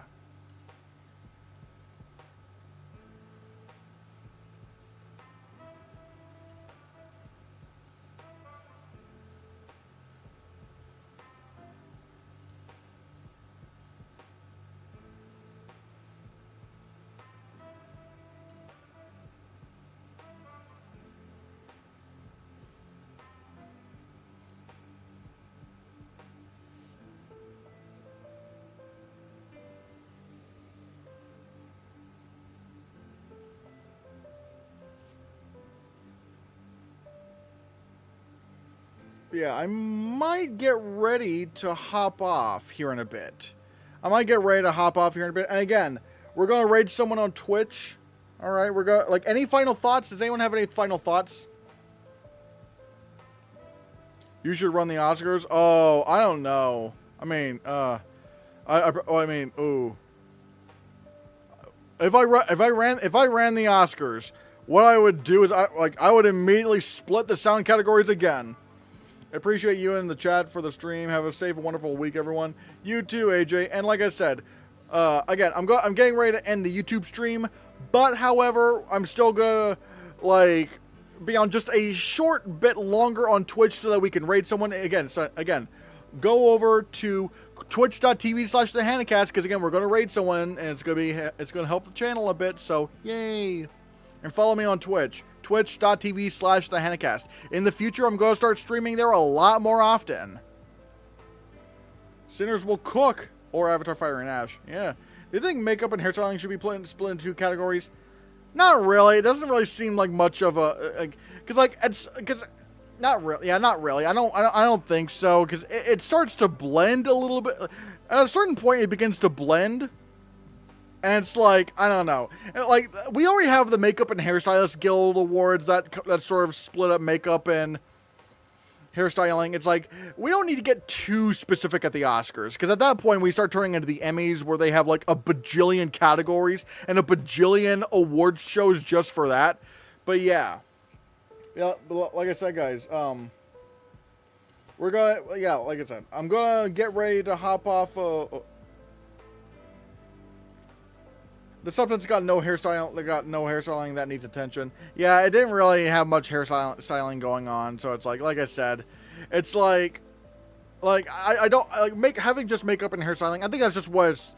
I think the category just doesn't really like matter too much. It's just like it's just kind of makeup and hairstyling. So yeah, I don't think we need to split up the categories for that. That's just a little bit too much. Yeah, the Emmys have. Yeah, they literally have like best cinematography for for like a multi-camera limited series. It's like what? And it just gets so specific. It gets so specific to where it's like just have like best cinematography for a series, best makeup for a series, best visual effects for a series, best you don't need to have like a million categories. What about art direction, set decoration? Again. Tomato. It's just kind of like for production, and even then for production design, you already have the the set decorator nominated for that, and again, it's just too specific, and I don't think the general I don't know, it's too specific and it's just too tied to production design, so it's like I don't think we need a separate category for that. I don't think so. Leaving. Goodbye. And like I said, guys, getting ready to hop off here on YouTube.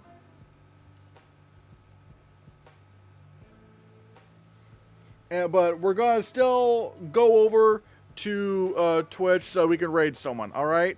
But yeah, guys, have a good day, everyone. Bye, YouTube.